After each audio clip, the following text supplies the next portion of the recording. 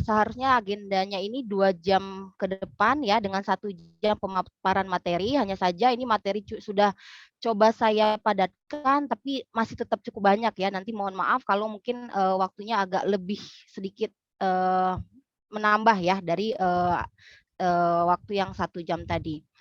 Baik, sebelumnya mungkin sedikit perkenalan dari saya, Bapak Ibu. Saya Maharani Perdini, seperti yang tadi sudah disampaikan, saat ini saya aktif bekerja di kantor pusat sebagai Corporate HSE dan Sanitarian Siloam Hospital Group.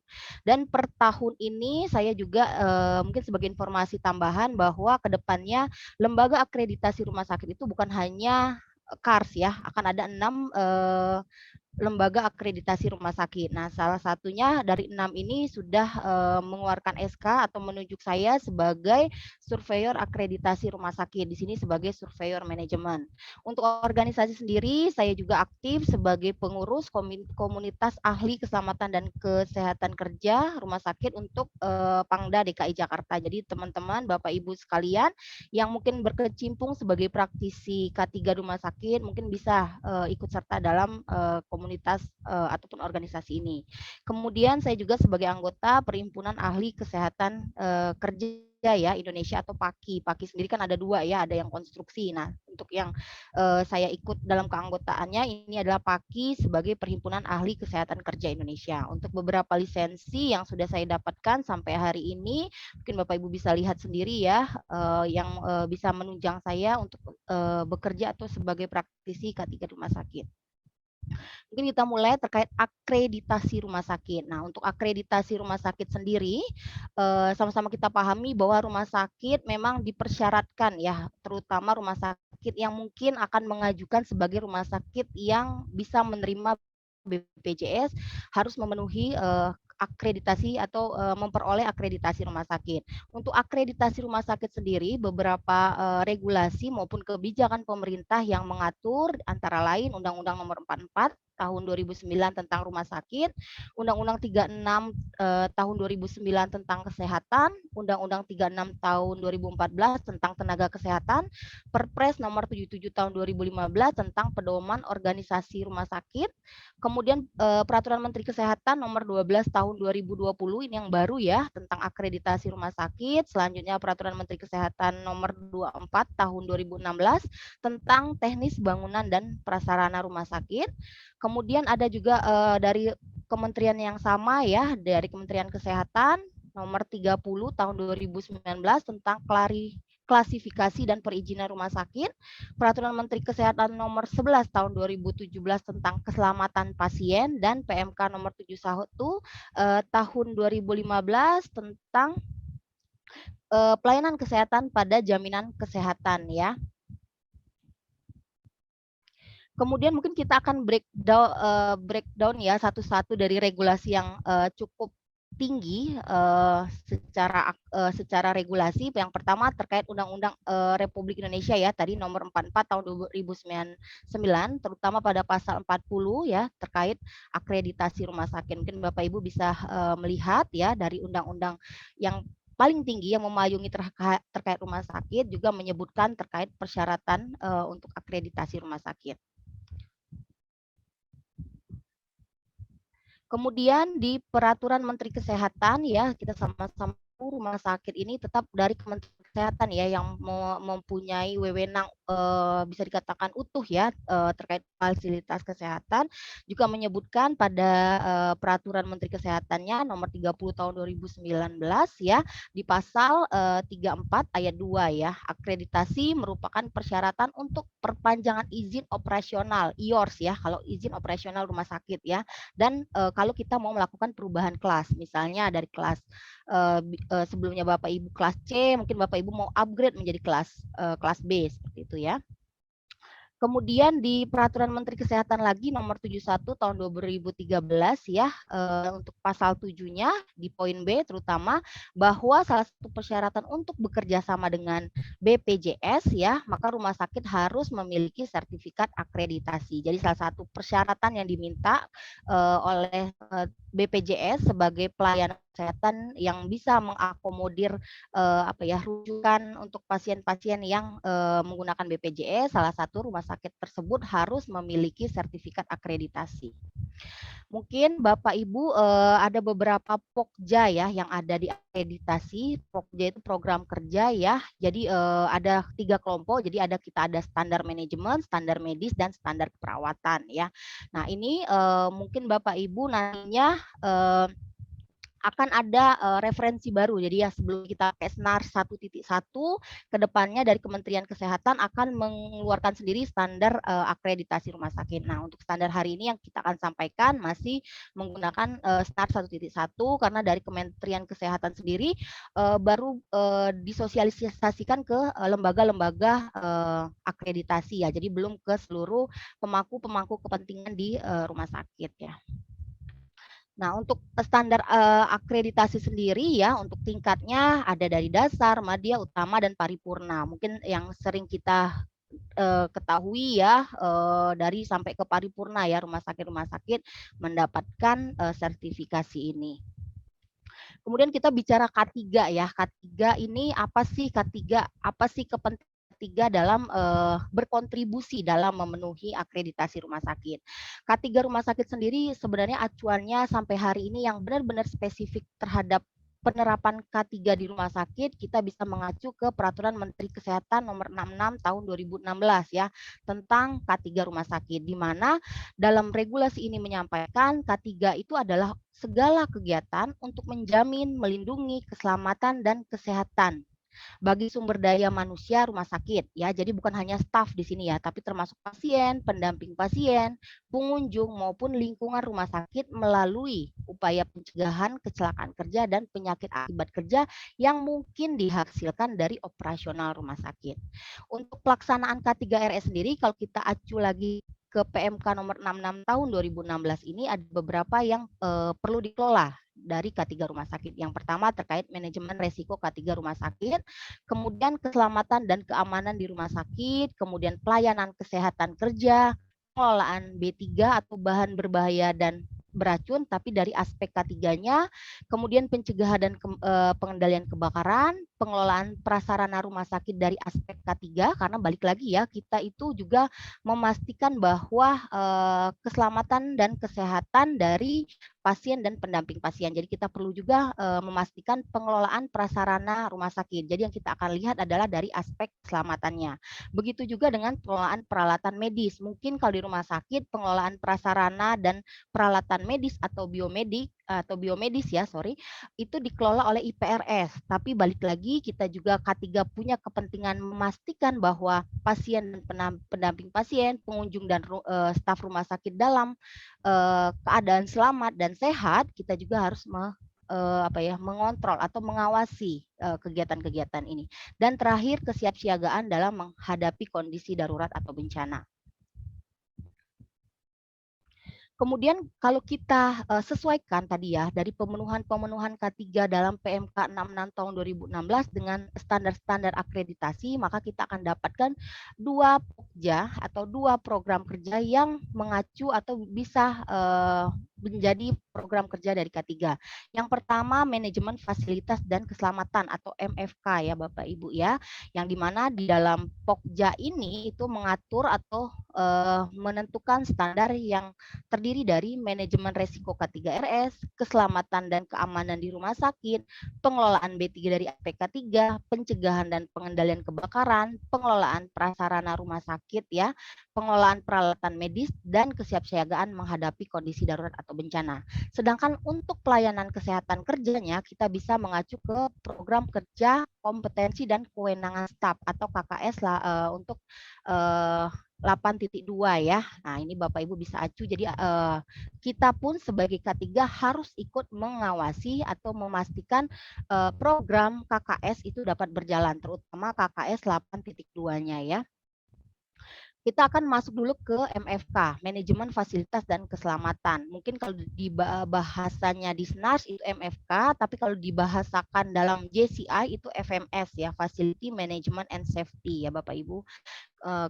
Untuk MFK sendiri itu, ada 9 ya yang perlu, dipenuhi standarnya. Yang pertama, kepemimpinan dan perencanaan MFK 1, 2, dan 3, keselamatan dan keamanan MFK 4, kemudian, bahan berbahaya dan beracun di MFK 5, kesiapsiagaan penanggulangan bencana di MFK 6, proteksi kebakaran di MFK 7, sistem utilitas maupun sistem pendukung, walaupun secara operasionalnya lagi ya kami sampaikan untuk sistem utilitas atau sistem pendukung maupun peralatan medis itu dikelola seutuhnya sebenarnya dengan tim IPRS ya atau tim FMS ya.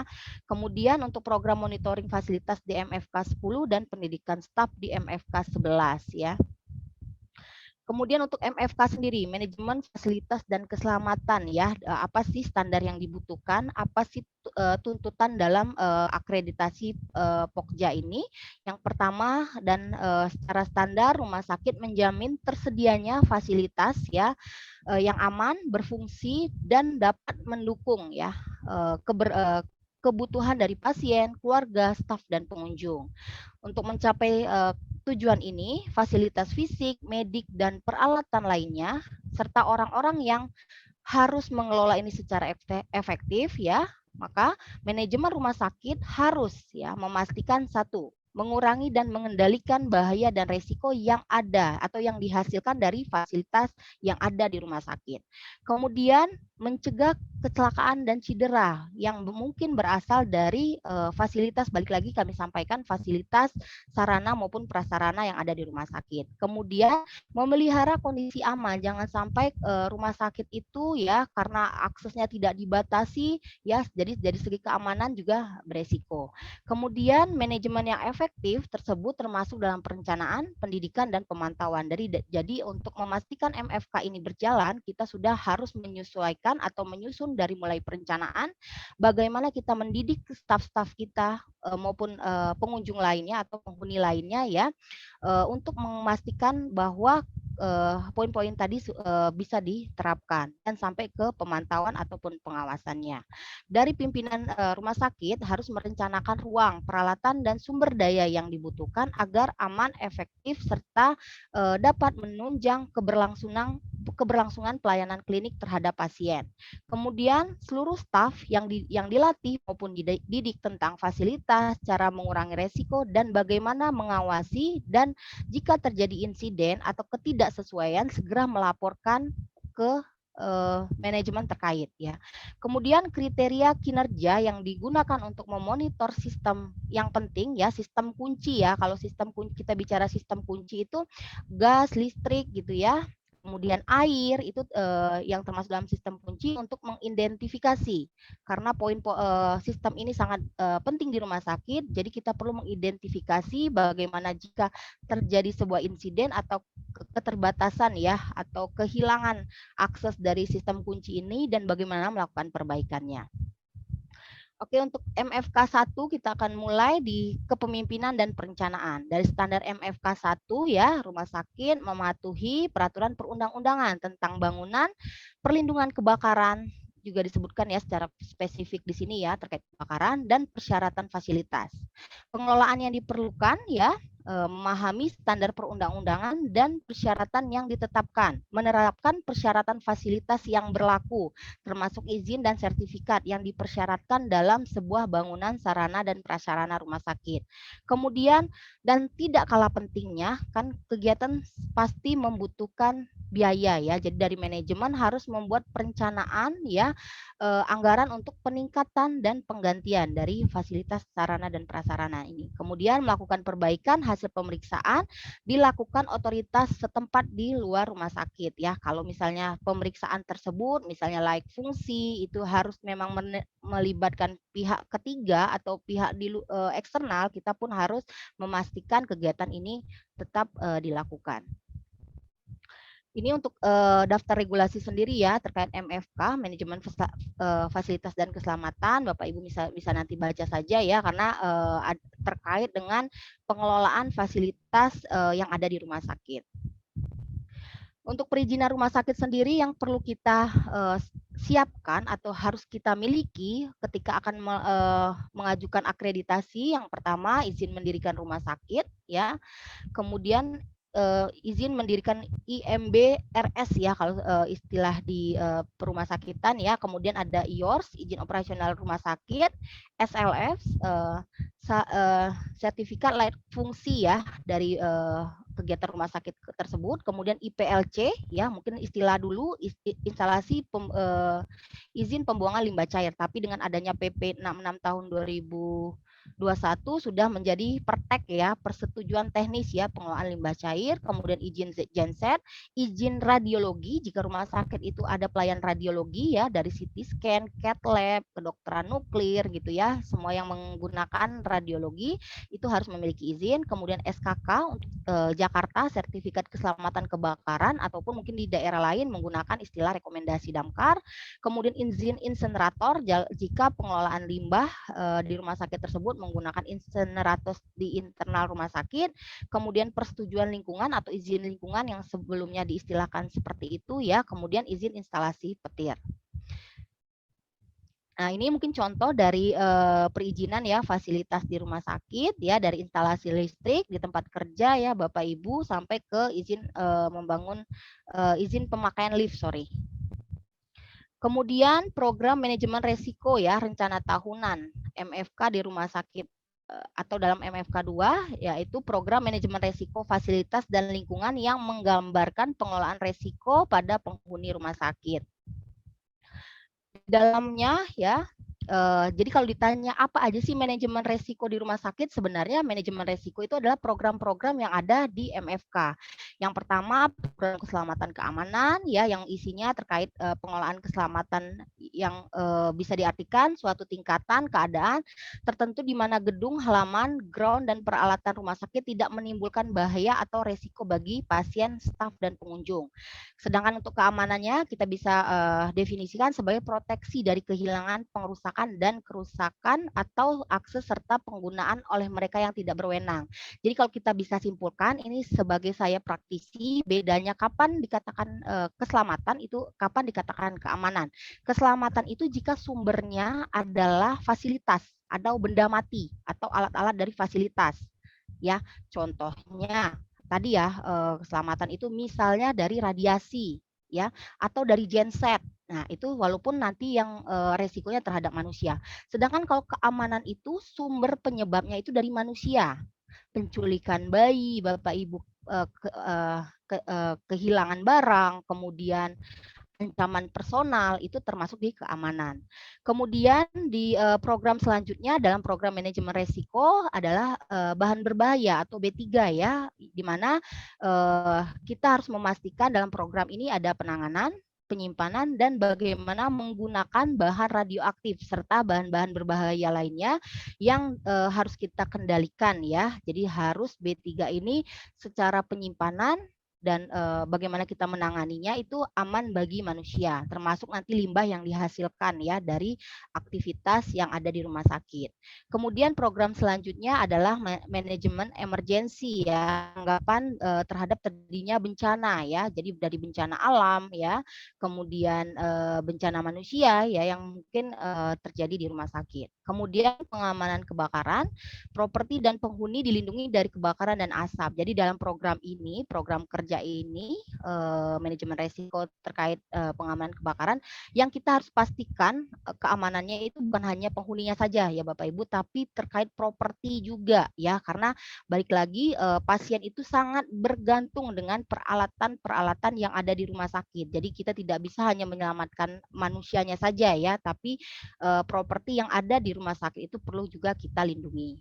Kemudian program selanjutnya terkait peralatan medis ya, yang peralatan dipelihara dan digunakan sedemikian rupa untuk mengurangi resiko, baik itu terhadap manusia sebagai pasien maupun sebagai staf ya, yang menangani atau yang membantu dalam proses pelayanan klinis. Kemudian ada sistem utilitas ya dari listrik, air, dan sistem pendukung lainnya dipelihara untuk meminimalkan resiko dari kegagalan pengoperasionalan. Jadi rumah sakit kenapa sistem utilitas seperti listrik itu harus kita kelola? Balik lagi kami sampaikan bahwa pasien itu sangat bergantung dengan peralatan-peralatan bantu hidup ya. Jadi dari peralatan medis dan bantu hidup ini sebagian besar bisa kita katakan sumber dayanya berasal dari listrik.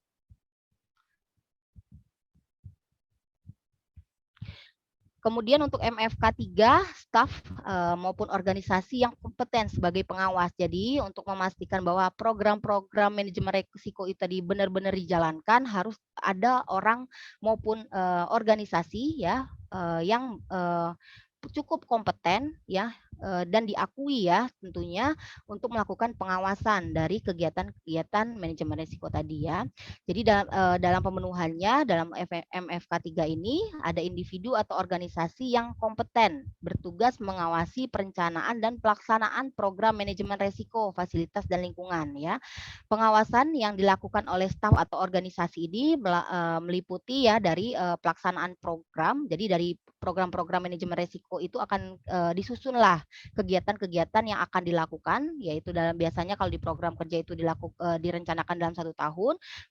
Orang yang akan menjadi pengawas ini yang akan melakukan pengawasan terhadap pelaksanaan program, kemudian memastikan bahwa staf-staf yang terlibat dalam program kerja ini diberikan edukasi, kemudian dilakukan pengujian dan testing pemantauan program ya. Kemudian secara berkala menilai ulang dan merevisi program ya. Jadi kalau ditemukan ada resiko baru, program-program ini tidak masalah ya, kita lakukan pembaharuan dengan revisi yang menyesuaikan dengan resiko yang baru. Kemudian laporan pelaksanaan program, kalau Bapak Ibu dari rumah sakit ya, karena saya lihat hari ini ada dari core bisnis lain ya atau kegiatan industri lain ya.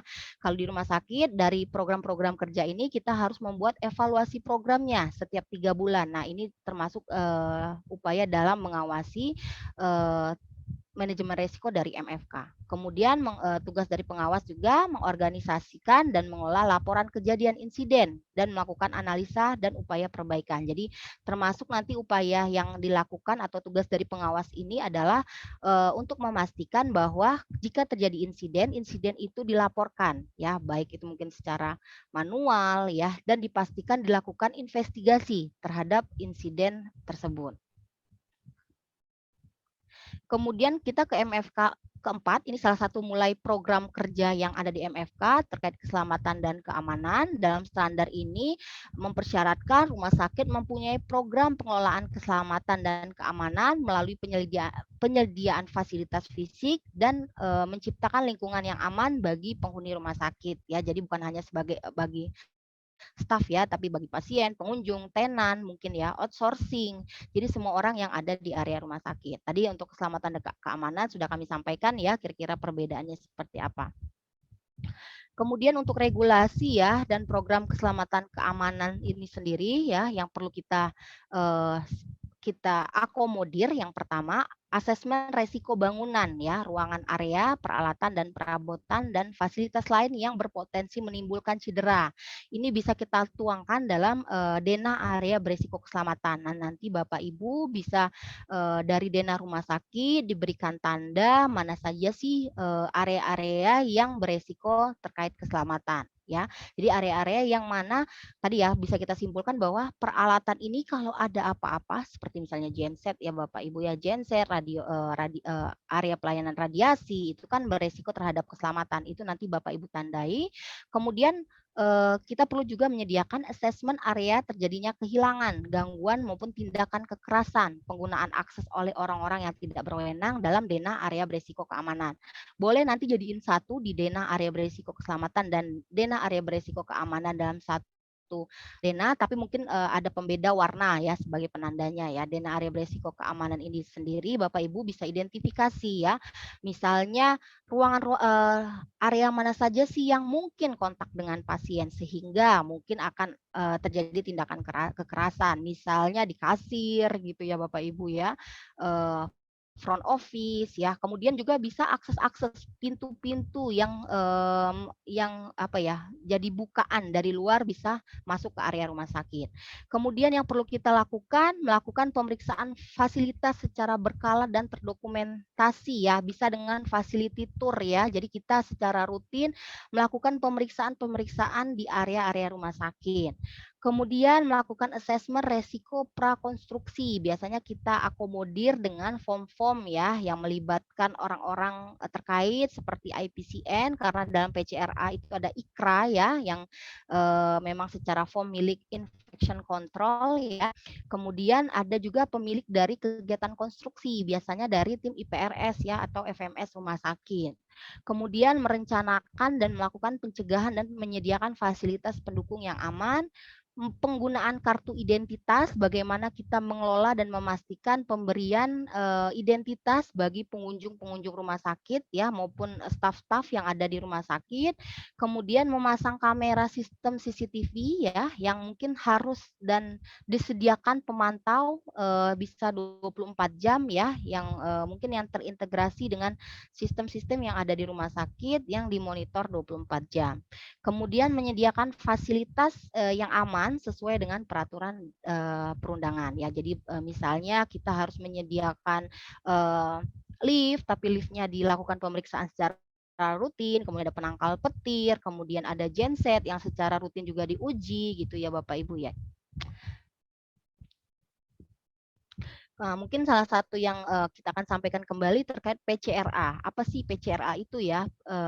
Jadi setiap kegiatan konstruksi yang maupun renovasi yang ada di rumah sakit, kita harus melakukan identifikasi resiko yang mana kegiatan ini cukup beresiko terhadap pasien. Bayangkan Bapak Ibu ya, rumah sakit sudah beroperasional, kemudian mungkin ada penambahan ruangan, ketok-ketok dinding gitu. Padahal di sebelahnya atau di sekitarnya itu ada pasien-pasien yang mungkin butuh istirahat. Jadi perlu kita lakukan penilaian konstruksi ya. Dan kegiatan ini pun harus dilakukan sebelum kegiatan berlangsung seharusnya ya.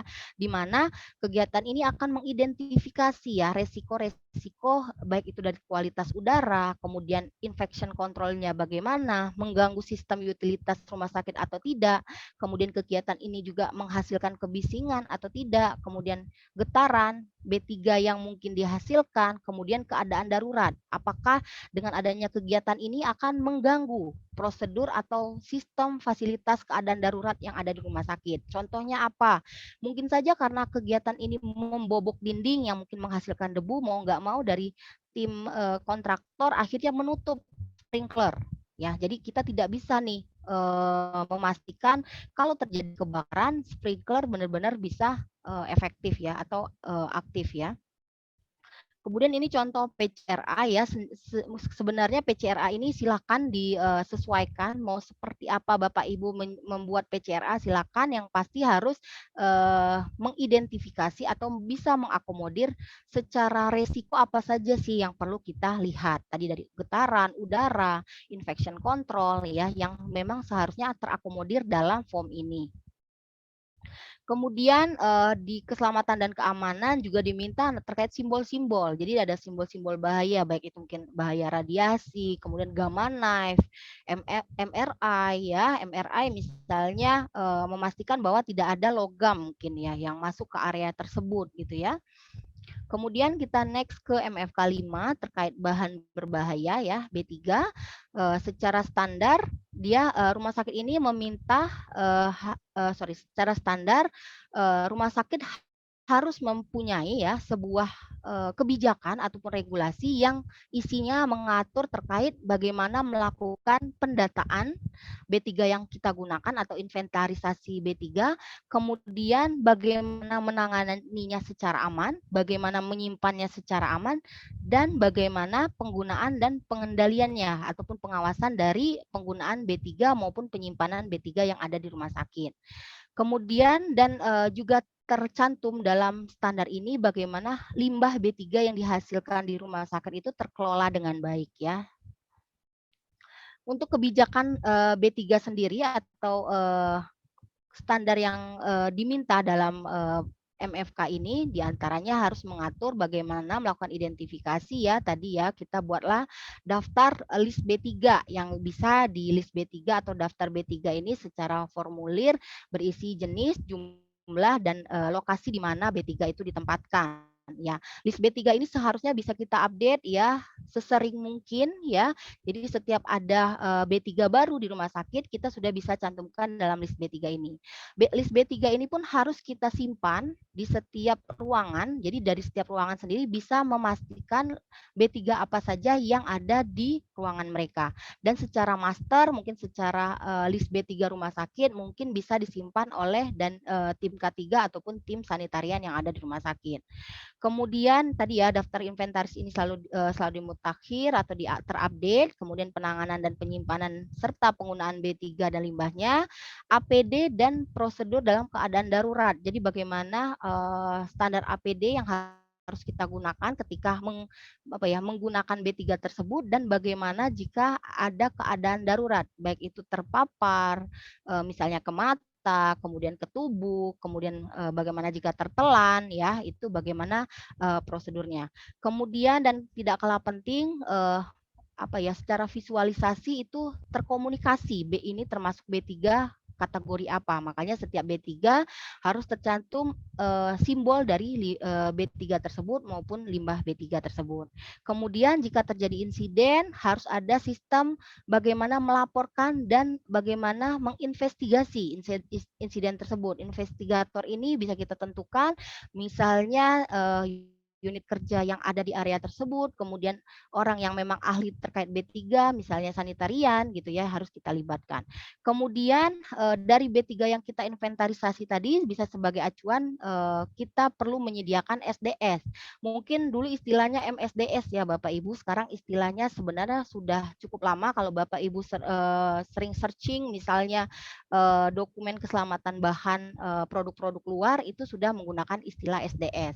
SDS sendiri Bapak Ibu kita bisa memastikan SDS ini memang akurat, kita lihat ya, adakah 16 komponen dalam SDS tersebut. Kalau misalnya Ibu dapat dokumen keselamatan hanya misalnya 3 poin, 3 judul ya, 3 ketentuan yang ada di dokumen tersebut itu belum bisa sebagai dokumen keselamatan bahan. Jadi kalau kita paling mudah memastikan SDS ini sesuai ya dengan tujuannya sebagai dokumen keselamatan bahan, setidaknya ada 16 ketentuan yang diatur dalam dokumen tersebut. Ya. Kemudian untuk elemen penilaian B3 itu sendiri ya, yang pertama tadi ya tersedia daftar B3 dan SDS-nya ya. Jangan sampai di daftar B3 itu ada 20 B3 dalam suatu ruangan misalnya farmasi, tiba-tiba SDS-nya cuma 5 ya. Jadi harusnya saling terintegrasi, jika terdata ada 20 maka SDS-nya harusnya ada 20 ya. Karena SDS ini biasanya mewakili satu jenis B3 atau satu bahan kimia ya. Kemudian tersedia program pengelolaan B3. Jadi kita harus tuangkan dalam sebuah dokumen program pengelolaan B3 yang di mana dalam program ini mengatur terkait penanganan, penyimpanan, serta penggunaan dan bagaimana melaporkan serta investigasi jika terjadi insiden, bagaimana menangani dan membuang limbah B3 yang dihasilkan rumah sakit serta izin yang diperlukan ya. Jadi terkait limbah B3 Bapak Ibu sudah sama-sama pahami ada persetujuan kajian teknis atau dulu mungkin izin TPS limbah B3 gitu ya. Kemudian ada izin IPLC. Kemudian bagaimana kita memberikan simbol maupun label B3 serta limbah B3 ya. Jadi ketentuan-ketentuan ini minimal sudah tertuang dalam sebuah program pengelolaan B3. Kemudian tersedia juga alat-alat penanganan tumpahan dari B3 ini ya. Jadi kita perlu sediakan juga spill kit.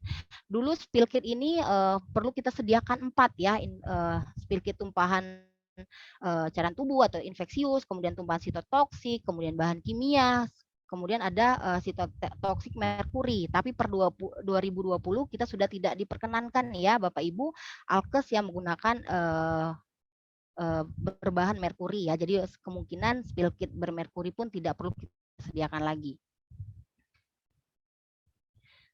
Kemudian di MFK 5.1 ya, jadi untuk MFK sendiri ini ada beberapa pokja turunannya ya terkait sistem penyimpanan dan pengolahan limbah B3 di mana dalam standar ini meminta dilakukan pemilahan yang baik karena pemilahan ini dilakukan di sumber ruangan ya. Jadi staf-staf yang membuang limbah B3 harus memahami bagaimana melakukan pemilahan yang baik dan benar, kemudian wadah dan kemasan yang sesuai ya karena limbah B3 itu ada plastik kuning, kemudian ungu, kemudian ada coklat ya. Jadi harus sesuai dengan peraturan yang diminta ya.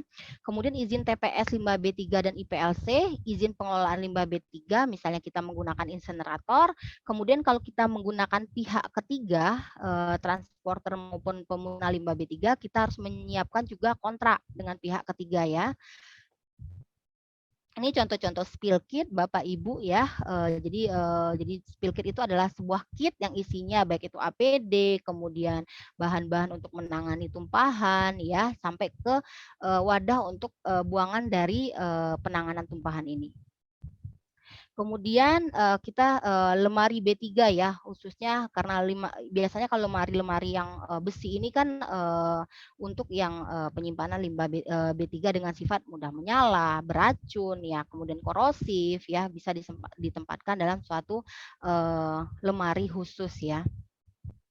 Kemudian juga untuk paparan terhadap manusia ya, baik itu ke mata kita menggunakan eye wash, kemudian jika paparan tersebut mengenai tubuh kita, kita menggunakan safety shower ya.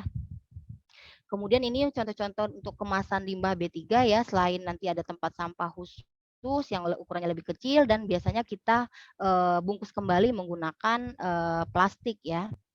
Kemudian untuk MFK6, di mana MFK6 ini untuk program kerja manajemen bencana atau disaster yang diminta adalah mengembangkan, memelihara program manajemen disaster untuk menanggapi bencana alam ataupun potensi bencana yang terjadi di rumah sakit. Jadi di sini manajemen bencana atau disaster ini bukan hanya bencana yang terjadi di rumah sakit ya, tapi mungkin juga rumah sakit sebagai rujukan jika terjadi bencana di luar ya. Misalnya rumah sakit tersebut menjadi rujukan untuk korban-korban misalnya gempa bumi di area tersebut. Jadi kita perlu mempersiapkan program kerja manajemen bencana yang isinya juga terkait kesiapan rumah sakit menerima pasien dari bencana masyarakat.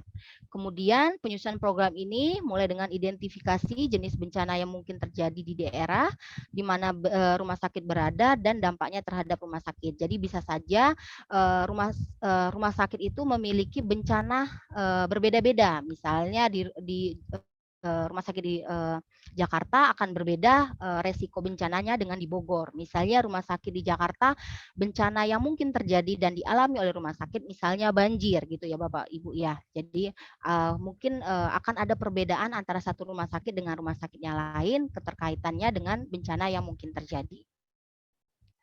Nah, untuk toolnya sendiri secara akreditasi sudah diatur ya, salah satunya menggunakan HVA, Hazard Vulnerability Assessment. Jadi tools ini dari Kaiser yang pertama kali mengeluarkan, tapi bisa saja rumah sakit memodifikasi ya, karena ini dokumen luar negeri ya istilahnya, jadi event bencananya pun sampai ke ada tornado. Jadi bisa saja kita sesuaikan dengan jenis bencana yang ada di Indonesia atau di daerah tersebut ya. Nah, dari HVA ini kita akan lihat 3 top tertinggi ya resiko bencana yang ada di rumah sakit itu apa, yang kemudian kita kembangkan sebagai program kerja kita dalam menangani bencana. Jadi biar benar-benar spesifik ya. Jadi bencana apa yang mungkin terjadi, jadi programnya juga mengacu ke 3 bencana yang mungkin terjadi di rumah sakit tersebut. Kemudian ini ya secara pemenuhan dalam program manajemen bencana ya harus berisikan terkait menentukan jenis kemungkinan terjadi dan konsekuensi bahaya maupun ancaman serta kejadian. Nah, ini tadi bisa menggunakan HVA, kemudian menentukan kemampuan rumah sakit dalam pelayanan pasien yang ada dan bila terjadi bencana. Dan kita perlu identifikasi, misalnya ada pasien massal. Pasien massal itu kan masuknya melalui emergensi Bapak Ibu ya. Jadi kalau emergensi Bapak Ibu itu hanya 20 misalnya ya 10 bed dengan dokter cuma 1 perawat 5 dan secara rutin misalnya sudah ada 5 pasien, jadi hanya kesiapan Bapak Ibu itu hanya 5 bed lagi ya ketika terjadi bencana ya. Kemudian menentukan peran rumah sakit dalam peristiwa dan kejadian. Jadi Bapak Ibu perlu menentukan siapa yang menjadi komando paling tinggi ya. Jadi tokat komando itu kalau internal bencana itu di siapa? Kalau di luar ini di siapa? Jadi kalau untuk di eksternal biasanya dari tim emergensi atau IGD ya, yang bisa mengakomodir tugas-tugas ini ya. Kemudian menentukan strategi komunikasi pada waktu kejadian ya. Jadi bagaimana ketika sebuah bencana terjadi, tidak semua manajemen itu Kak memberikan instruksi. Bapak Ibu mungkin yang di rumah sakit pernah ya, yang baru-baru ini gempa, semua kepala departemen itu akan memberikan instruksi. Jadi staf nanti akan bingung ya, sebenarnya siapa sih yang layak memberikan instruksi? Siapa sih yang di SK-kan bisa memutuskan ya penanganan ketika terjadi bencana? Nah, ini pun harus kita putuskan. Kemudian mengelola sumber daya selama kejadian, termasuk sumber-sumber alternatif. Jadi Bapak Ibu, salah satu yang perlu kita siapkan ketika terjadi dalam program manajemen bencana ini adalah rumah sakit lapangan. Jadi ketika rumah sakit bisa kita nyatakan tidak layak pakai dan semua penghuni harus evakuasi, kita harus mempersiapkan rumah sakit lapangan. Namanya rumah sakit, kita pun harus siapkan, baik itu air, listrik, pembuangan limbah, makanan, linen, ya, yang memang sudah harus kita siapkan di luar. Atau termasuk sumber-sumber alternatif ini, misalnya ya, listrik, misalnya blackout, ya, yang pernah Jakarta 6 jam blackout ya. Jadi rumah sakit juga harus menyiapkan apakah ada sumber alternatif selain sumber utama yang biasanya kita gunakan. Kemudian mengelola kegiatan klinis selama kejadian ya, bagaimana untuk menunjang tadi ya penanganan pasien tetap bisa kita berikan selama bencana. Kita juga harus menentukan bagaimana prosedur klinis yang bisa kita berikan, walaupun mungkin tidak bisa secara utuh ya seperti operasional rumah sakit, tapi penanganan klinis utama sudah bisa kita siapkan. Kemudian mengidentifikasi dan menetapkan peran dan tanggung jawab staf selama kejadian. Ingat, di rumah sakit itu seringkali ada konflik kepentingan, Bapak Ibu. Bayangkan ketika bencana, mereka akan dilema antara mereka pulang dan menyelamatkan keluarganya atau tetap stay dan berperan sebagai petugas kesehatan yang siap menyelamatkan pasiennya. Nah, itu akan ada konflik di situ. Kemudian kerjasama dengan pihak eksternal, baik itu dengan BPBD, kemudian Damkar, kemudian rumah sakit rujukan ya. Kalau misalnya kita tidak siap nih ya, atau pasien kita harus segera dilarikan ke rumah sakit lain. Nah, ini pun harus kita siapkan. Kemudian setelah kita menyusun semua penanggulangan ataupun kesiapan bencana di rumah sakit, kita pun harus menilai sejauh mana sih kegiatan penanggulangan bencana kita ini sudah disiapkan. Jadi untuk tools yang kita gunakan untuk menilai kesiapan rumah sakit menghadapi bencana, kita bisa menggunakan Hospital Safety Index atau HSI. Ini yang disiapkan oleh WHO, tapi bisa lagi kami sampaikan, ini pun bisa kita sesuaikan dengan kebutuhan yang ada di rumah sakit. Kenapa? Karena kalau HSI WHO ini, mereka menyamakan, ini sebagai contoh ya Bapak Ibu, menyamakan terkait persyaratan gedung, sedangkan di kita akan sedikit berbeda, ya mungkin bisa saya sampaikan sedikit berbeda terkait kesiapan dan persyaratan gedung. Nah, makanya perlu kita sesuaikan dengan ketahanan bangunan yang dipersyaratkan di Indonesia. Ini contohnya HSI ya Bapak Ibu bisa cek nanti dokumen HSI. Bapak Ibu juga kalau misalnya perlu misalnya berkomunikasi terkait pengisian maupun mungkin referensi yang dibutuhkan ke HSI ini, Ibu Bapak bisa hubungi saya. Tadi sudah saya sampaikan ya nomor kontak person saya usahakan terkait K3. Saya juga punya misi ya, bagaimana K3 di seluruh rumah sakit ini bisa benar-benar terrealisasi ya. Jadi untuk pemangku-pemangku maupun praktisi K3 rumah sakit, monggo kalau mau berdiskusi dengan saya. Salah satu mungkin yang mungkin masih cukup belum familiar ya diterapkan di rumah sakit terkait HSI ini. Jadi di mana nanti HSI ini ada kalkulatornya, nanti akan spesifik secara penilaian A atau B atau C ya. A itu berarti rumah sakit tetap beroperasional walaupun terjadinya bencana. Kalau B itu rumah sakit dinilai dapat bertahan pada situasi bencana, tapi ada beberapa peralatan maupun pelayanan yang mungkin terganggu. Sedangkan kalau kita dinilai kelompok C, berarti rumah sakit ya dalam atau tidak aman ketika terjadi resiko bencana. Kemudian mungkin terkait bencana di MFK 6 ya, diminta dilakukan simulasi penanganan maupun bagaimana kita menanggapi keadaan darurat ya, termasuk di sini selama pandemi kita harus mensimulasikan bagaimana rumah sakit siap menghadapi wabah pandemi COVID-19 ini. Mungkin kalau di rumah sakit istilah wabah atau pandemi ini kita sebut PIE, penyakit infeksi emerging ya. Jadi kalau di K3 terkait rumah sakit sendiri itu diistilahkan PIE. Untuk MFK 6.1 ini yang diminta adalah rumah sakit melakukan simulasi minimal 1 tahun sekali ya di tingkat internal rumah sakit ya ataupun di tingkat masyarakat. Kemudian simulasi ini ya perlu melibatkan unsur-unsur kritis di mana peran rumah sakit dalam kejadian, kemudian bagaimana komunikasi darurat ketika terjadi bencana di rumah sakit, kemudian sumber daya yang perlu kita uji cobakan juga ya selama pelaksanaan simulasi, kemudian kegiatan klinis selama kejadian, peran dan tanggung jawab serta ketika terjadi konflik kepentingan staf. Nah, ini yang tadi saya sampaikan dilematis ya ketika staf kita itu antara kepentingan keluarga, dia harus menyelamatkan keluarga dan dia harus pulang atau dia tetap berperan sebagai petugas kesehatan yang harus menyelamatkan pasiennya ya. Kemudian jika rumah sakit menghadapi kejadian bencana atau disaster yang sebenarnya ya, jadi kalau misalnya rumah sakit sudah benar-benar mengalami kejadian ini pun sudah bisa kita hitung sebagai simulasi ya Bapak Ibu ya. Asalkan ya dalam pelaksanaannya kita harus ingat harus terdokumentasi ya, undangan untuk melakukan briefing, materi briefingnya, absensi melakukan briefingnya atau e-briefingnya ya, maupun notulensinya. Jadi bisa briefing maupun debriefing ya untuk melakukan atau membuktikan bahwa kita melakukan simulasi. Kemudian untuk MFK 7 ya terkait program pencegahan dan penanggulangan bahaya kebakaran di mana di standar MFK 7 ini rumah sakit harus merencanakan serta menerapkan program pencegahan dan penanggulangan kebakaran serta penyediaan sarana evakuasi yang aman ya. Jadi Bapak Ibu sering kali ada pertanyaan, kebakaran kok tidak masuk ke disaster?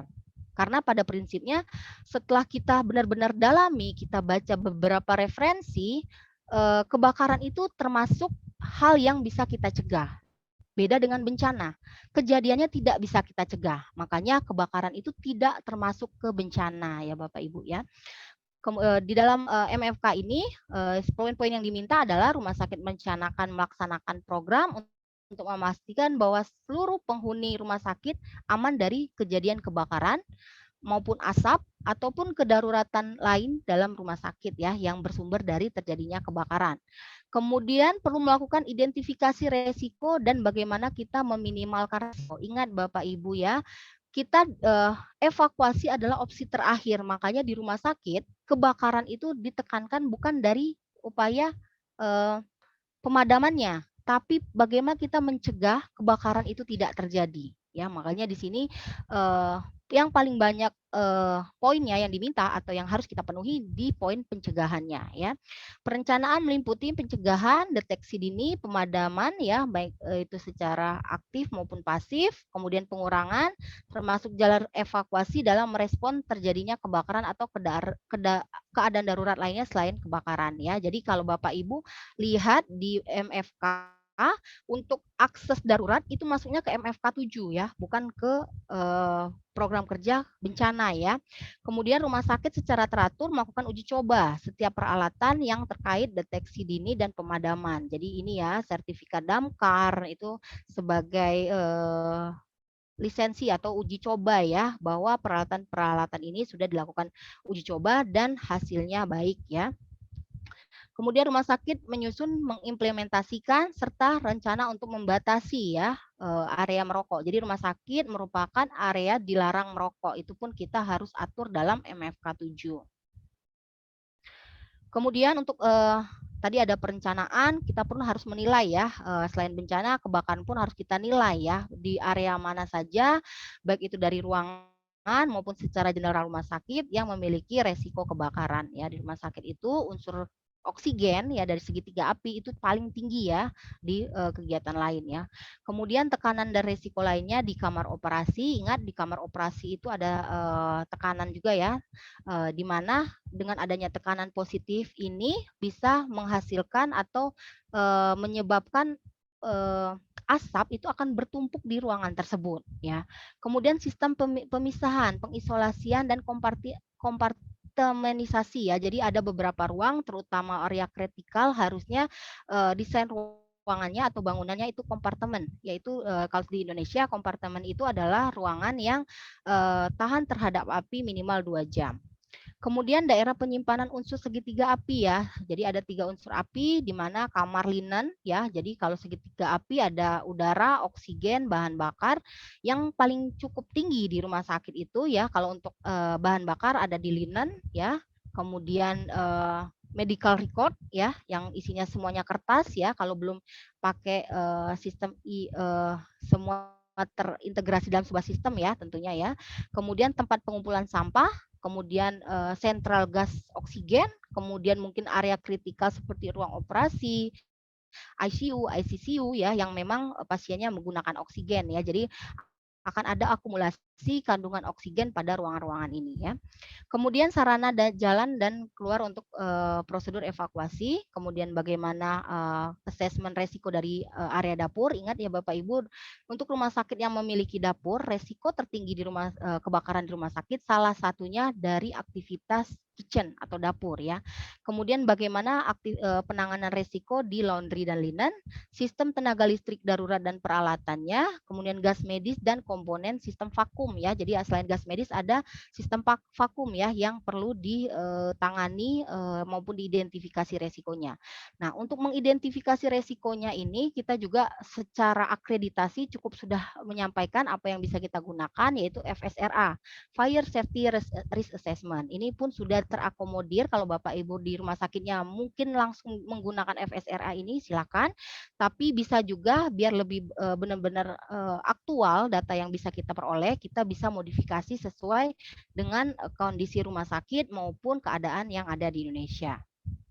Ini ya contoh-contohnya, ini FSRA mungkin yang secara general, ini contoh FSRA yang di kami, salah satunya di rumah sakit kami itu sedikit kami modifikasi ya. Jadi kita mengidentifikasi sumber segitiga apinya apa, kemudian proteksi kebakaran yang sudah tersedia di ruangan tersebut, kemudian jika terjadi kebakaran di area tersebut, tingkat keparahannya sejauh mana, dan terkait penanggulangan dari tim internal, tim eksternal maupun dari upaya kita secara sistem untuk pencegahannya. Kemudian untuk hasil assessment ini yang dari FSRA ini maupun dari HVA ya nanti kita akan susun dalam sebagai acuan dari program kebakaran yang ada di rumah sakit ya yang diisinya meliputi pencegahan kebakaran melalui pengurangan resiko, bagaimana kita menyimpan, menangani bahan yang mudah terbakar maupun meledak, antaranya gas oksigen, LPG, bagaimana kita menyimpan maupun menempatkan maupun ditambahkan dengan mungkin akses terbatas ya ke ruangan ini, kemudian penambahan pemberian simbol gitu ya untuk mengurangi resiko dari kebakaran maupun ledakan dari gas oksigen maupun LPG. Kemudian penanganan bahaya yang terkait dengan konstruksi ya, dari mungkin nanti dari PCRA juga bisa, misalnya dalam proses konstruksi itu menghasilkan misalnya tadi las ya, jadi ada bunga api, mungkin juga menggunakan B3 dengan karakteristik mudah menyala gitu ya.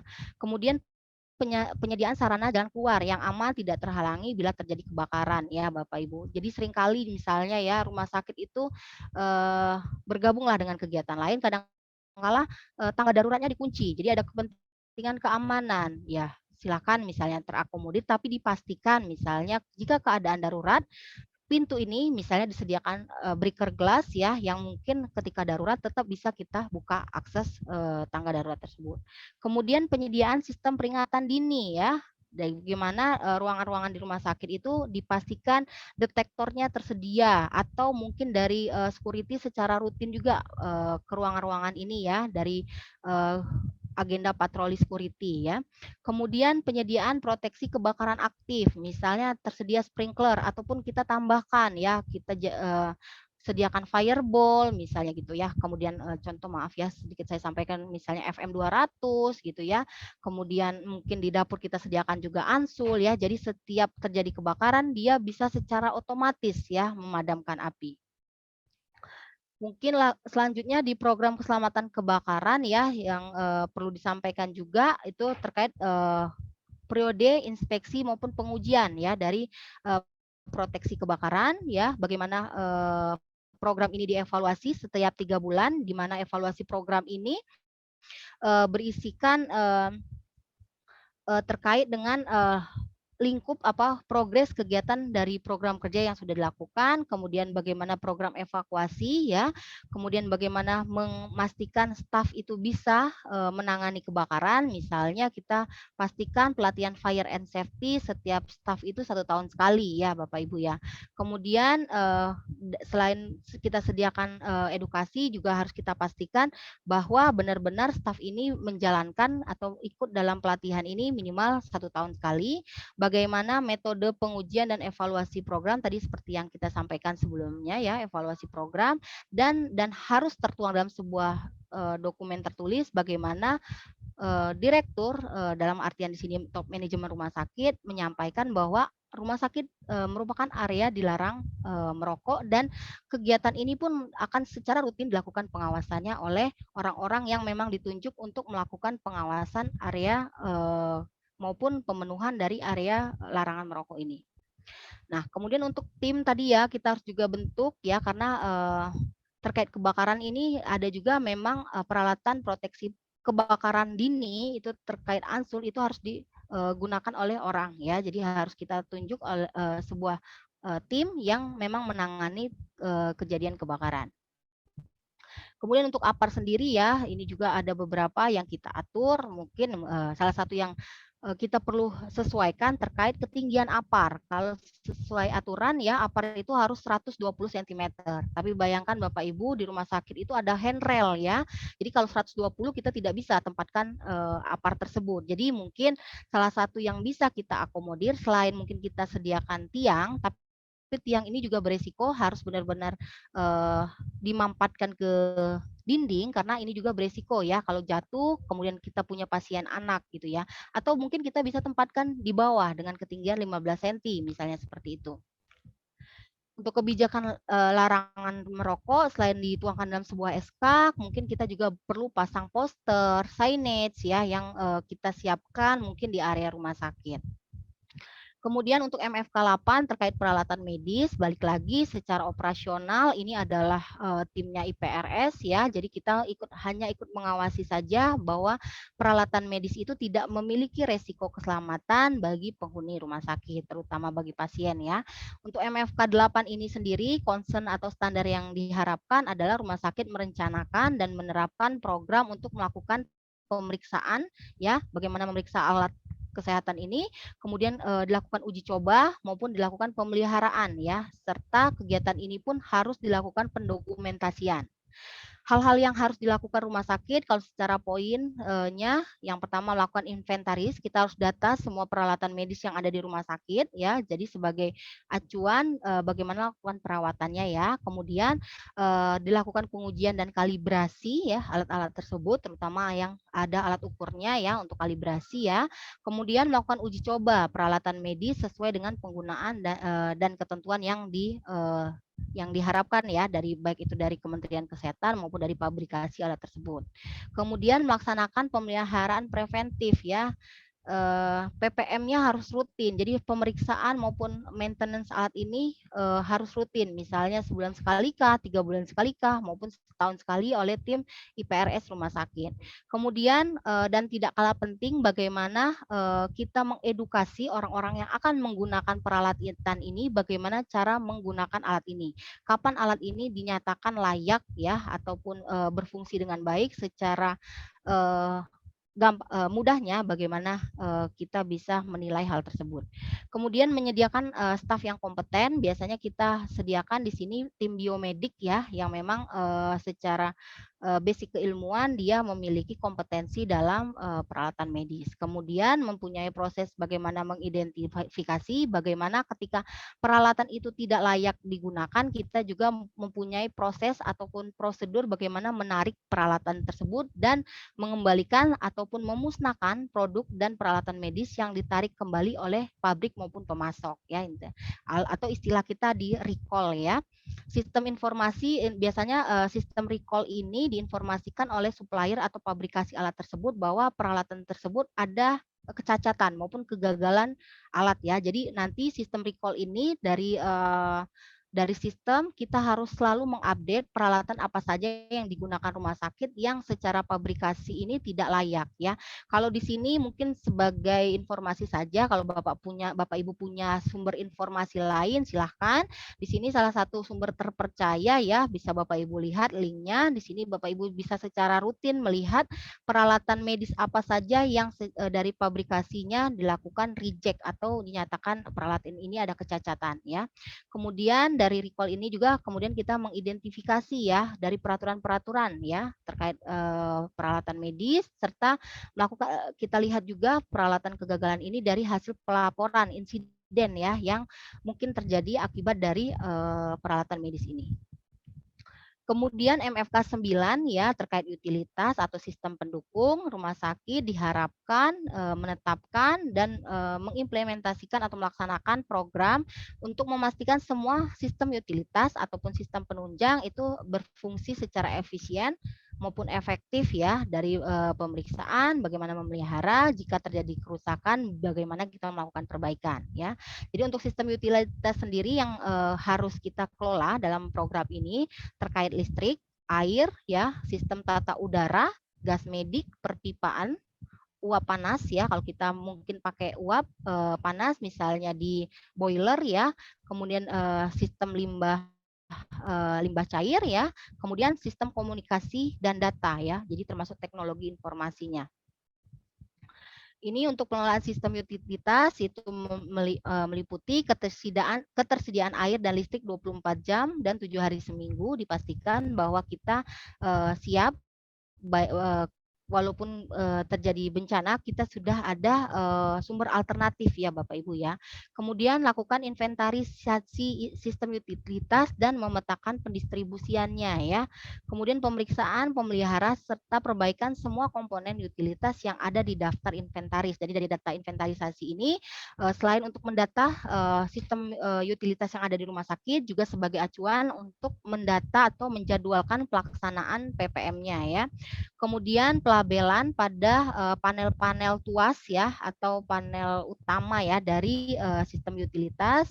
Kemudian komponen listrik sesuai dengan standar dan peraturan perundang-undangan. Termasuk instalasi listrik sekarang sudah beberapa ya kementerian yang meminta melakukan pengujian. Jadi dipersyaratkan kelayakan fungsi itu dimiliki oleh rumah sakit. Ini untuk pemeriksaan dan pemeliharaan dan perbaikan sistem utilitas di MFK 9.1 ya, rumah sakit tadi mempunyai sistem, kemudian menyusun rencana pemeliharaan. Jadi dari daftar ini kita buat PPM-nya ya. Kemudian terkait air dan listrik ya, bahwa rumah sakit menjamin ya untuk air bersih dan listrik itu tersedia 7 hari seminggu dan 24 jam dalam 1 hari ya. Sistem tenaga listrik darurat untuk mempertahankan fungsi esensial dalam keadaan darurat. Jadi kalau kita mati listrik, misalnya kita menyediakan misalnya genset dengan sumber daya atau kesiapannya minimal misalnya ya solar disiapkan untuk 3 hari ya operasional rumah sakit secara bencana seperti itu ya. Kita siap membackup minimal 3 hari ke depan ya.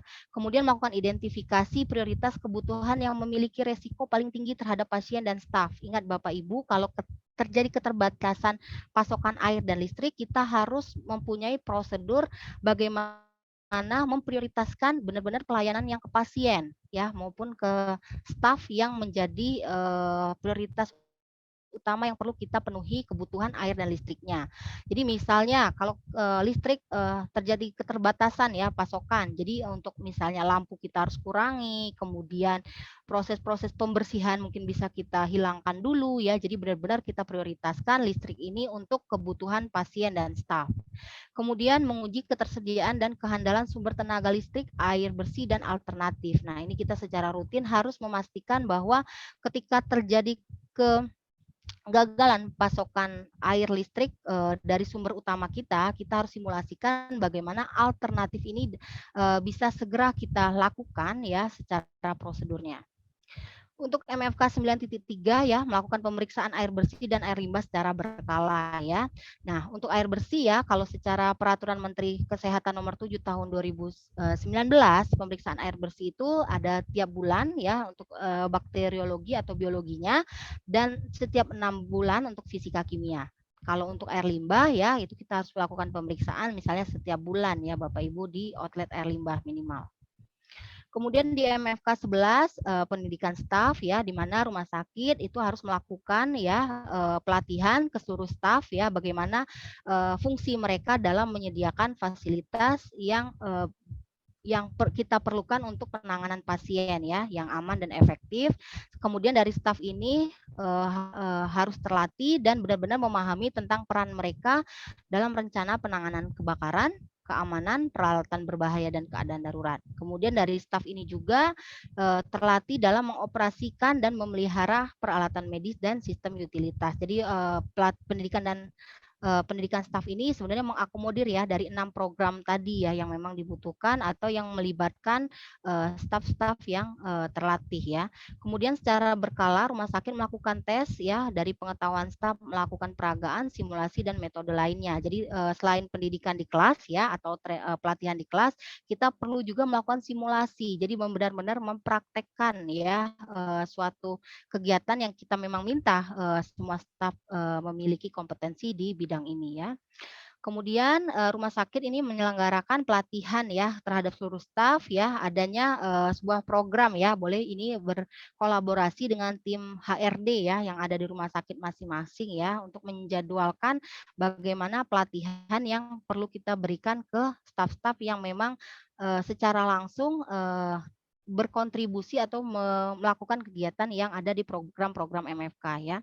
Kemudian program pendidikan ini bisa kita ikut sertakan dari pengunjung, kemudian vendor, misalnya outsourcing juga ya yang ada di rumah sakit, kemudian orang-orang lain ya yang ada di rumah sakit yang mungkin terlibat dalam pemenuhan program kerja MFK. Kemudian dari pengetahuan staf ini kita perlu juga melakukan pengujian. Jadi jangan sampai sudah dilakukan training tapi kita tidak mengevaluasi apakah training yang kita sampaikan benar-benar sudah dipahami atau diketahui oleh staf yang jadi tujuan dalam kepesertaan pendidikan ini. Kemudian dan tidak kalah penting dalam akreditasi sebagai informasi ya Bapak Ibu, akreditasi itu sangat mementingkan bukti. Jadi kalau kita sudah melaksanakan kegiatan akan terhitung memenuhi akreditasi jika kegiatan tersebut dilakukan pendokumentasian ya. Jadi apa yang kau lakukan perlu selalu dituangkan dalam sebuah dokumen bukti pelaksanaan kegiatan. Ini contoh sosialisasi ya dari bagaimana menangani tumpahan, misalnya pelatihan menggunakan spill kit, kemudian pelatihan disaster gitu ya, sampai dengan pelatihan menggunakan alat pemadam api ringan maupun hidran ya. Kemudian, ini salah satu yang terkait kesehatan kerja Bapak Ibu pernah saya harapkan memang sudah ikut ya berkontribusi dalam KKS KKS ya atau KKS 8.2 ya. Mungkin sebagai informasi awal ke depannya untuk akreditasi rumah sakit yang dikeluarkan oleh Kementerian Kesehatan namanya KPS ya, Kualifikasi dan Pendidikan Staf nanti di Pokja 9-nya ya. Rumah sakit menyelenggarakan pelayanan kesehatan dan keselamatan staf ya, standar di KKS 8.2 ini ya. Dan tujuan dari KKS ini sendiri ya, staf rumah sakit mempunyai resiko terpapar infeksi karena pekerjaan yang langsung dan tidak langsung kepada pasien. Jadi staf rumah sakit itu apalagi selama pandemi Covid ini ya, memiliki resiko penularan ya yang dibawa oleh pasien dan ini pun tidak berlaku hanya untuk staf yang memang kontak langsung dengan pasien.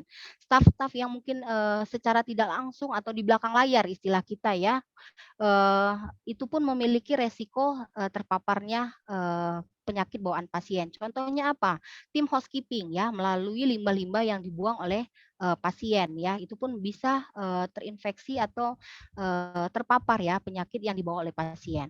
Kemudian pelayanan kesehatan dan keselamatan staf untuk menjaga kesehatan fisik, kesehatan mental, kepuasan dan produktivitas serta keselamatan staf dalam, bekerja ya. Jadi rumah sakit itu, juga mementingkan kesehatan mental ya Bapak Ibu ya. Bayangkan aja di rumah sakit itu, bekerja ya, secara shift, kemudian kontak dengan pasien yang mungkin pasien ini sendiri secara emosinya sudah cukup tinggi ya, karena sudah terbebani dengan penyakit yang dia derita ya. Jadi, sangat mungkin terjadi untuk ancaman personal ataupun gangguan, psikologis ya yang dibawa oleh, pengunjung maupun pasien yang ada di rumah sakit. Kemudian hubungan staf dengan pasien, serta kontak dengan bahan infeksius ya yang menyebabkan petugas ini sangat beresiko terpapar penularan infeksi ya seperti yang kita sampaikan sebelumnya. Kemudian identifikasi sumber infeksi berdasarkan epidemiologi sangat penting untuk menemukan staf yang beresiko terpapar infeksi ya. Jadi bisa saja kita mappingkan lagi ya. Jadi ruangan-ruangan atau, perawat-perawat ataupun staf yang ada di rumah sakit ini secara rutin itu kontak dengan bahan infeksi apa saja. Misalnya ya, perawat yang menangani pasien ruang isolasi akan lebih tinggi ya kontak, resiko penularannya dibandingkan ruang rawat umum biasa, misalnya seperti itu. Atau perawat ataupun dokter yang, melayani sitotoksik ataupun, pelayanan kemoterapi, sorry. Ini pun akan lebih tinggi ya, resikonya dibandingkan, area-area lain ya. Kemudian pelaksanaan program pencegahan ya, serta screening seperti imunisasi vaksin ya, profilaksis dapat menurunkan secara signifikan insiden infeksi penyakit menular ya. Kita bisa juga mengacu ke PPI atau infection control ya, pencegahan dan pengendalian infeksi di Pokja kelimanya ya. Terdapat juga resiko staf ya, balik lagi bukan hanya penularan penyakit kesehatan kerja yang akan terganggu. Kekerasan ya yang mungkin terjadi di tempat kerja dalam artian di sini rumah sakit, sangat mungkin terjadi di staf-staf rumah sakit ya. Kemudian program kesehatan dan keselamatan staf dapat berada dalam rumah sakit atau diintegrasikan dalam program eksternal ya, jika misalnya pengelolaan kesehatan kerjanya disubkonkan ke pihak eksternal. Ya. Kemudian dalam program kesehatan dan keselamatan ya atau KKS 8.2, staf harus memahami. Jadi selain dengan secara manajemen diatur, untuk staf sendiri harus memahami bahwa bagaimana cara melapor dan bagaimana prosedur ketika memerlukan pengobatan ya, serta ketika membutuhkan konseling ya dalam menangani cedera yang mungkin terjadi ya, seperti yang paling tinggi terjadi penyakit kecelakaan kerja di rumah sakit yaitu tertusuk jarum ya, bagaimana prosedur, menangani, cedera yang mungkin terjadi di area rumah sakit ya. Kemudian melakukan identifikasi resiko serta kondisi berbahaya di rumah sakit. Jadi, dari staf-staf itu harus mengetahui resiko K3 apa yang ada di areanya masing-masing ya. Itu yang 2 hal ini yang perlu dipahami dan diketahui oleh staf tersebut ya. Kemudian untuk programnya secara tertulis atau secara, persyaratan yang perlu kita tuangkan dalam, program KKS 8.2 itu harus terkait yang pertama pemeriksaan kesehatan awal, bagaimana, rumah sakit mengatur pemeriksaan kesehatan pada saat, karyawan akan join ke rumah sakit tersebut. Kemudian bagaimana upaya mengendalikan pajanan kerja yang berbahaya. Jadi dari, infeksius yang dibawa oleh pasien, kemudian penggunaan bahan kimia berbahaya selama penanganan ke pasien, kemudian mungkin radiasi ya, yang mungkin dihasilkan dalam, pelayanan radioaktif. Kemudian pendidikan dan pelatihan serta intervensi ya, terkait cara pemberian asuhan pasien yang aman ya. Jadi bagaimana, menangani pasien yang aman sehingga, tidak beresiko terhadap keselamatan dan kesehatan, bagi staf rumah sakit ya.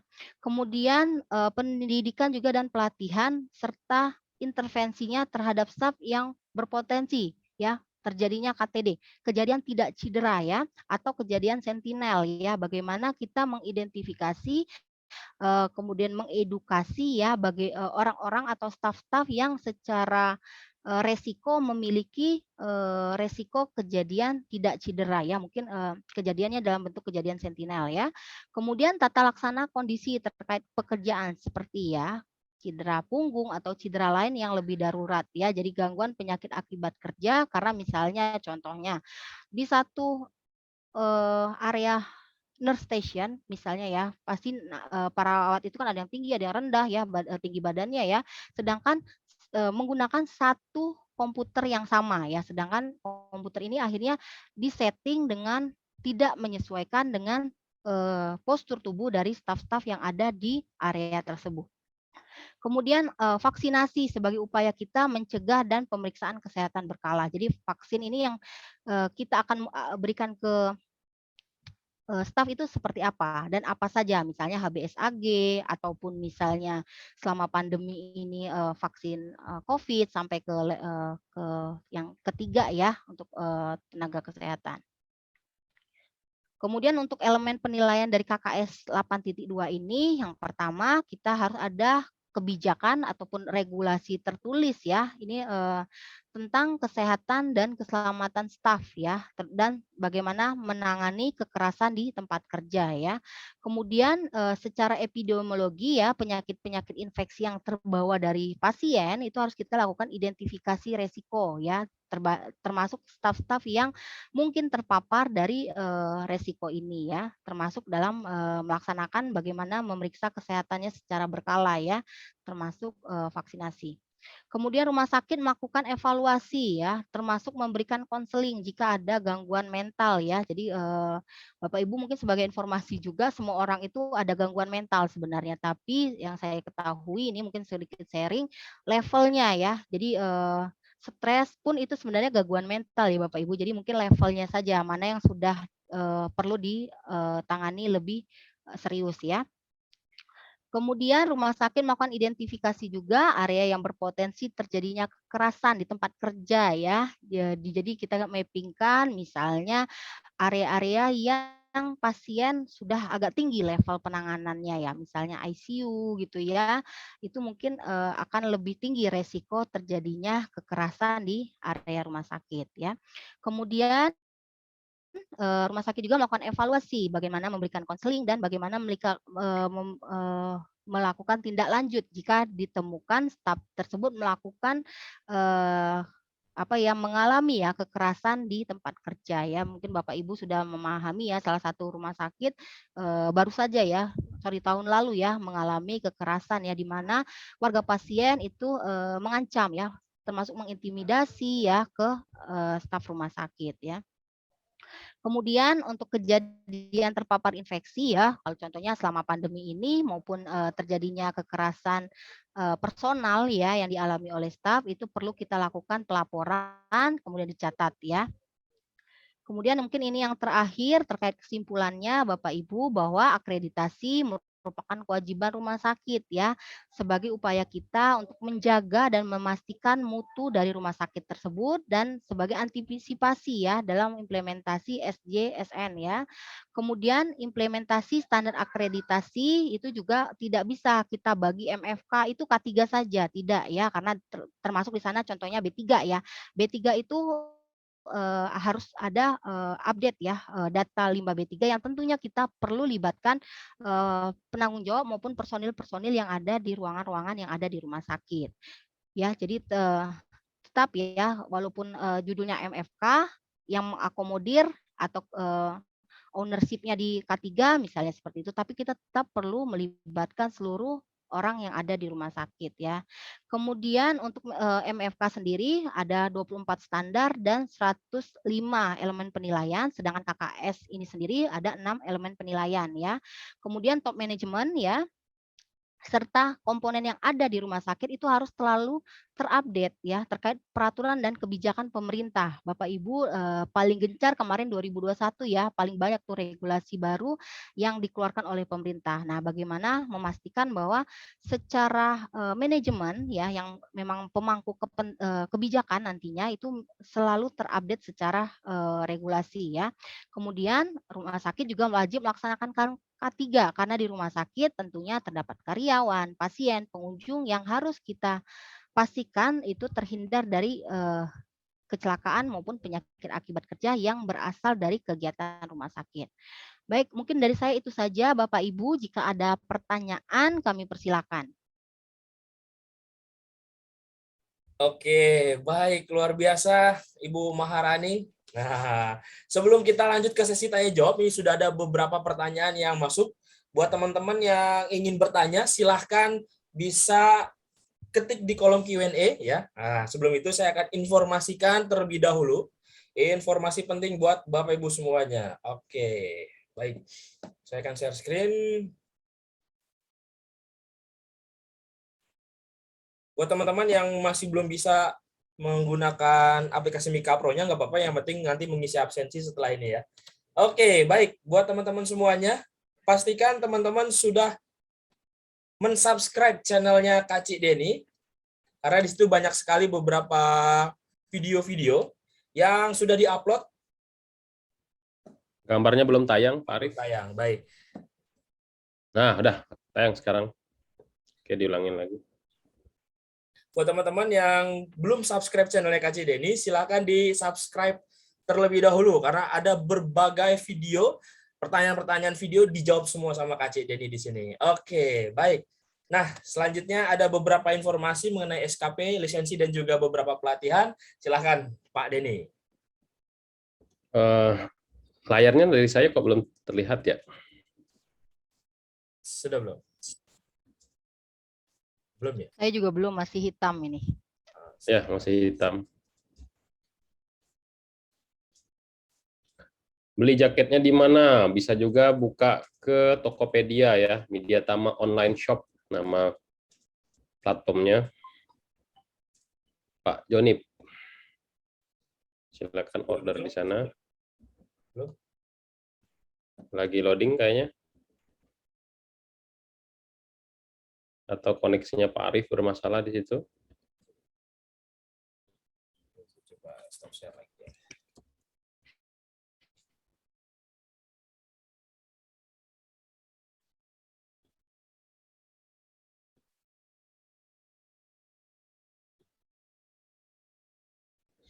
Kalau Bapak Ibu semua sudah ahli K3 umum, lanjutkan ya pelatihannya di Auditor SMK 3. Nah, ini juga ada promonya hanya 2,5 juta aja kalau Bapak Ibu semua bisa bayar di tanggal 11 Februari atau sebelum tanggal 11 Februari ya, diskonnya 2 juta nih, lumayan banget nih ya. Kalau udah mendekati ya harganya berubah seperti ini. Lalu kalau Bapak Ibu semua ada tender juga ataupun Bapak Ibu semua memiliki genset seperti Bu Maharani bilang tadi, kalau ada genset di rumah sakitnya ya di atas 50 sampai dengan 200 itu wajib ada teknisi K3 listrik. Tapi kalau misalkan gensetnya sudah melebihi 200 kV ampere ya ataupun instalasi listrik di rumah sakitnya sudah melebihi 200 kV ampere itu diwajibkan yang namanya ahli K3 listrik. Tapi kalau ahli K3 listrik pendidikannya minimal D3 ya. Kalau teknisi itu SMA. Lalu Bapak Ibu semua misalkan perusahaannya kontraktor konstruksi yang mau ikut tender di Kementerian PUPR. Nah, ini juga diwajibkan. Ada yang di tanggal 14 sampai 19 Februari, ini juga masih ada harga early bird-nya ya, promonya diskonnya 1 jutaan. Dan juga yang Bapak Ibu semua mengawasi perancah atau sekarang bekerja menggunakan perancah pun sudah ada diskon juga nih, 1 jutaan juga nih Bapak Ibu semua. Bisa ikut di bulan Februari. Petugas pemadam kebakaran bagi Bapak Ibu semua yang tergabung di dalam tim tanggap darurat perusahaan, termasuk Bapak Ibu semua di rumah sakit ataupun klinik ataupun tempat kerja lainnya wajib nih ya ikut yang kelas D 15 sampai 18 Desember. Ini juga masih ada harga early bird-nya, diskonnya 2 jutaan saja. Termasuk juga petugas P3K. Para medis pun, dokter pun, kalau misalkan sudah masuk jadi tergabung dalam tim tanggap darurat perusahaan juga diwajibkan harus ada sertifikat petugas P3K. Walaupun Bapak Ibu semua dokter sekalipun, wajib ada petugas P3K. Itu sesuai dengan regulasinya. Nah, kalau Pak, saya mau ada paket nih Pak, bilang bisa nggak Pak kalau paket cicilan? Nah, masuk aja ke Tokopedia Mediatama, namanya Mediatama Online Shop, ada paket-paket seperti ini. Termasuk Bapak Ibu semua ada yang mau beli, misalkan jaket, souvenir-souvenir dari Mediatama, itu semua kita jual ya, kita pretelin semua ininya ya, fasilitas-fasilitasnya. Oke, kalau Bapak Ibu semua nih, Pak, saya sudah training ahli K3 umum, ada nggak Media Tama menyalurkan kami, Pak? Nah, sama seperti kampus, kita hanya menyediakan seperti job fair.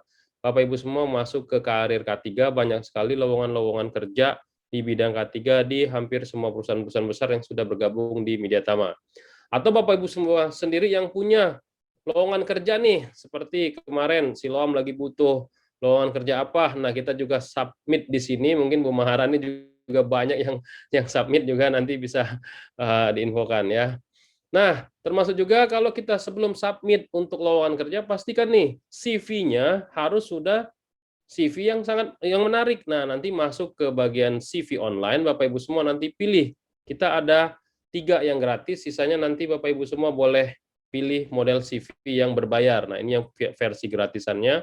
Tapi lebih menarik ya daripada Bapak Ibu semua buat di Word ya. Ini hanya Bapak Ibu semua input datanya lengkap, lalu di generate, berubah deh langsung dapat CV-nya secara online seperti ini. Gampang banget kan ya? Nanti masuknya ke bagian profil, unduh CV.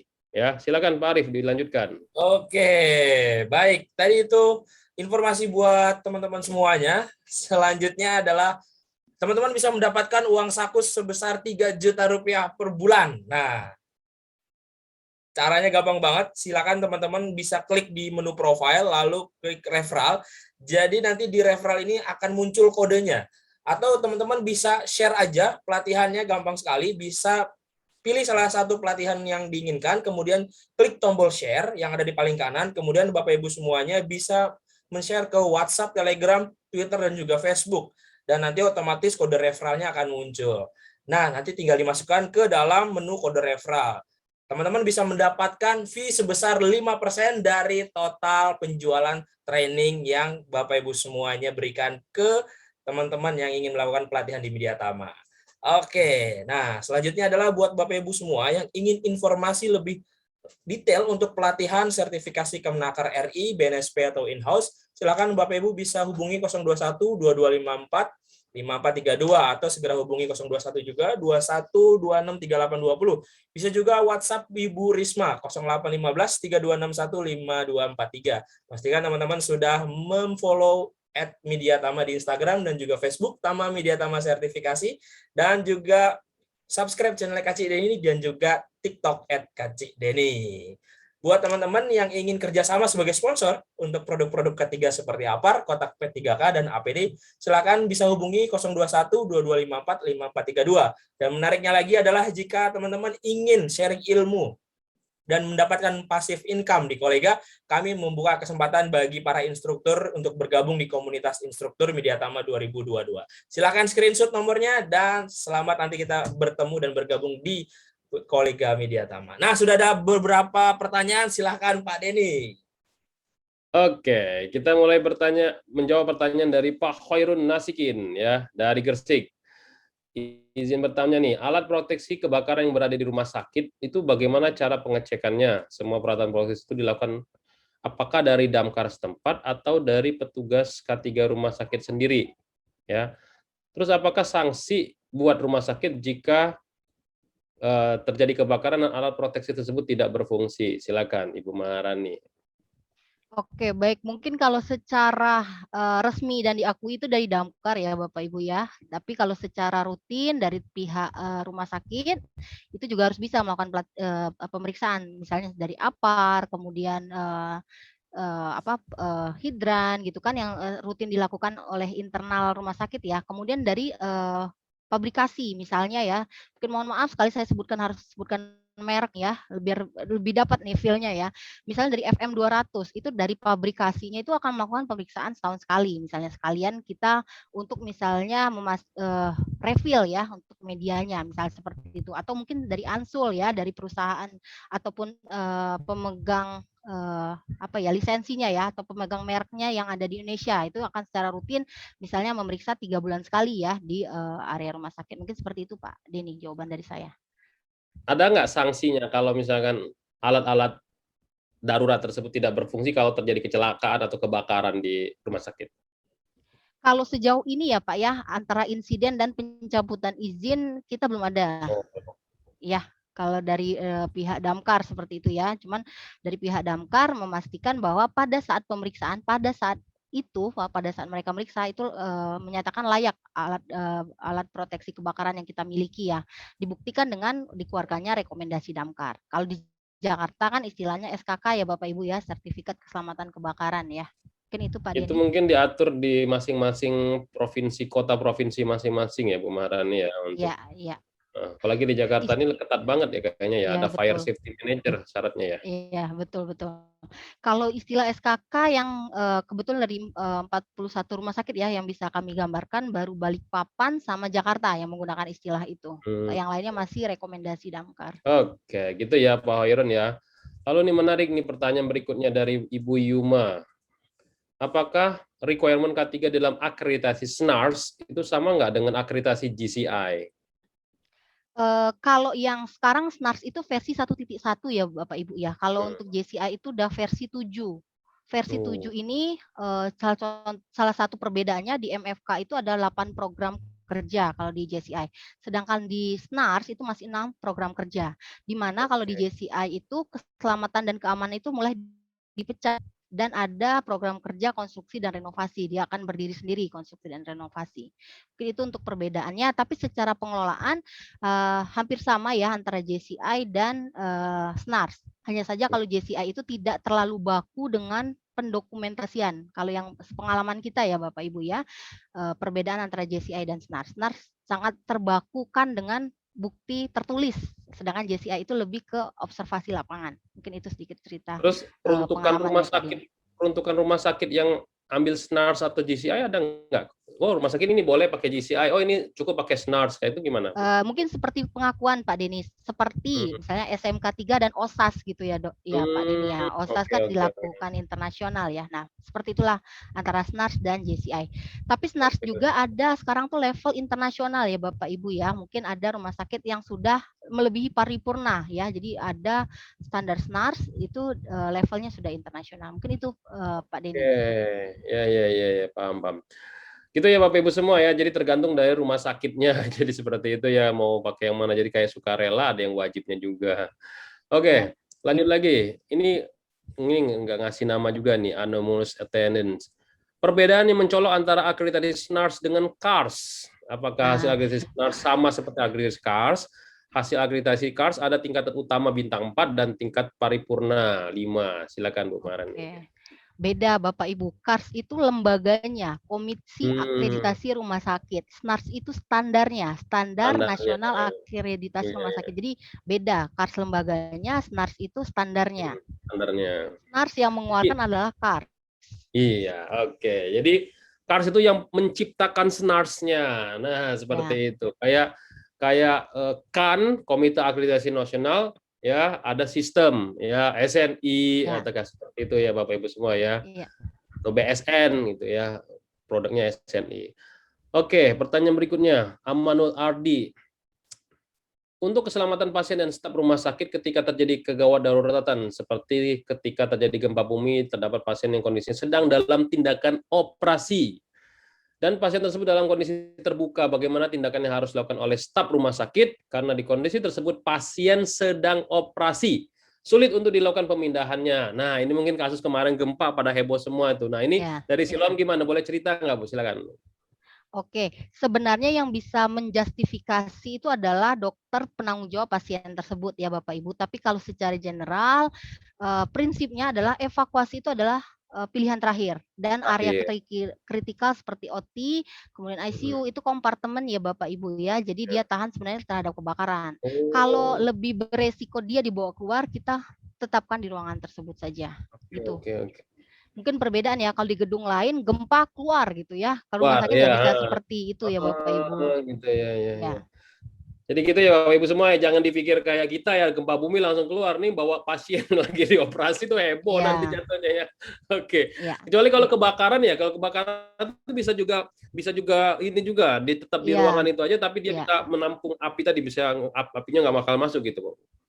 Jadi evakuasi sendiri kan rumah sakit itu ada 4 ya. Jadi dari yang tetap stay di ruangan, kalau memang ruangan itu bukan ruangan yang kebakaran ya, cukup tutup pintu biar asapnya nggak masuk. Oke. Kalau misalnya masih berbahaya, kita pindahkan pindahkan dulu ke ruangan yang misalnya kalau ruangan pasien tersebut butuh oksigen, berarti antar ruangan yang memang menyediakan oksigen. Misalnya kebakaran di ruang operasi, kalau misalnya ini benar-benar di dalam ruangan ya, kita tutup pasien, kita bawa ke emergency atau ke ICU. Jadi kita pindahkan dulu antar ruangan gitu Pak. Mungkin seperti itu ya. Kalau misalnya ruangan dari ruangan lain, kita tutup dulu ruangan kita itu biar asapnya atau penyebaran apinya tidak meluas ke ruangan yang sedang kita jaga ya atau yang kita lindungi. Oh, Gitu Pak Denny. itu ya, menarik sekali ya. Jadi Jadi menarik K3-nya sekali beda kalau ya. Jadi ya K3-nya ya. Kalau kita K3 ya, secara umum kan evakuasi, taruh di assembly point, sebarin assembly point-nya sudah jangan di satu titik. Ternyata kalau ya, rumah sakit di dalam gedungnya itu bisa jadi tempat evakuasi gitu ya. Assembly point ya, justru di dalam gedung gitu ya Bu Maharani ya. ya. Wah, luar Betul. biasa nih Jadi informasinya ya. lebih kalau Bapak Ibu sudah benar-benar mendalami K3 rumah sakit ya, makin banyak kita temukan secara spesifik memang pengaturan K3 rumah sakit itu jauh berbeda ya. Seperti evakuasi ya. Bayangkan Bapak Ibu kita menurunkan pasien pakai tangga darurat itu nggak mungkin pakai bed pasien. Iya, betul sekali. Ya, Makanya saya jadi lihat harus ada treatment khusus. Makanya saya lihat kalau di tangga darurat atau tangga-tangga rumah saya itu di pinggirnya itu kayak ada rel kayak gitu ya, Bu Maharani ya. Itu Ya, untuk nurunin pasien ya secara cepat ya. kayak gitu ya. Ya, atau memang ada Menarik. tools lain seperti skisit ya Pak ya. Jadi itu alat yang bisa kita menurunkan pasien yang istilahnya dalam kondisi tidur ya, itu menggunakan tangga darurat. Jadi banyak sebenarnya benar-benar kita yang perlu kita pikirkan itu evakuasi pasien. Makanya selalu kita tekankan evakuasi adalah opsi terakhir memang yang kita nilai gedung rumah sakit itu lebih beresiko dibandingkan kita bawa pasien keluar. Oke. Gitu, Pak. Lanjut nih, Pak Muhammad Iqbal nih. Kompetensi untuk menjadi tenaga K3 rumah sakit itu apakah harus dari nakes atau boleh dari umum nih, Bu? Kalau bicara pasti pertanyaan apakah harus dokter, kebetulan saya juga bukan dokter ya Bapak Ibu ya. Jadi sebenarnya kalau bicara keilmuan K3 itu sebenarnya larinya dari SKM ya Bapak Ibu ya, kalau bicara kompetensi. Tapi tidak pernah menutup kemungkinan, apalagi sekarang kan banyak training-training ya, yang cukup sebenarnya memberikan peningkatan ke knowledge kita ya terkait K3. Kalau dari saya sendiri, kalau misalnya interview gitu ya Pak ya, saya tidak pernah memprioritaskan sebuah jurusan ya. Ya. Tapi kita lihat kalau memang dia bukan jurusan K3, apakah dia sudah memiliki ya sertifikasi training-training yang terkait K3 di rumah sakit. Mungkin seperti itu Bapak Ibu.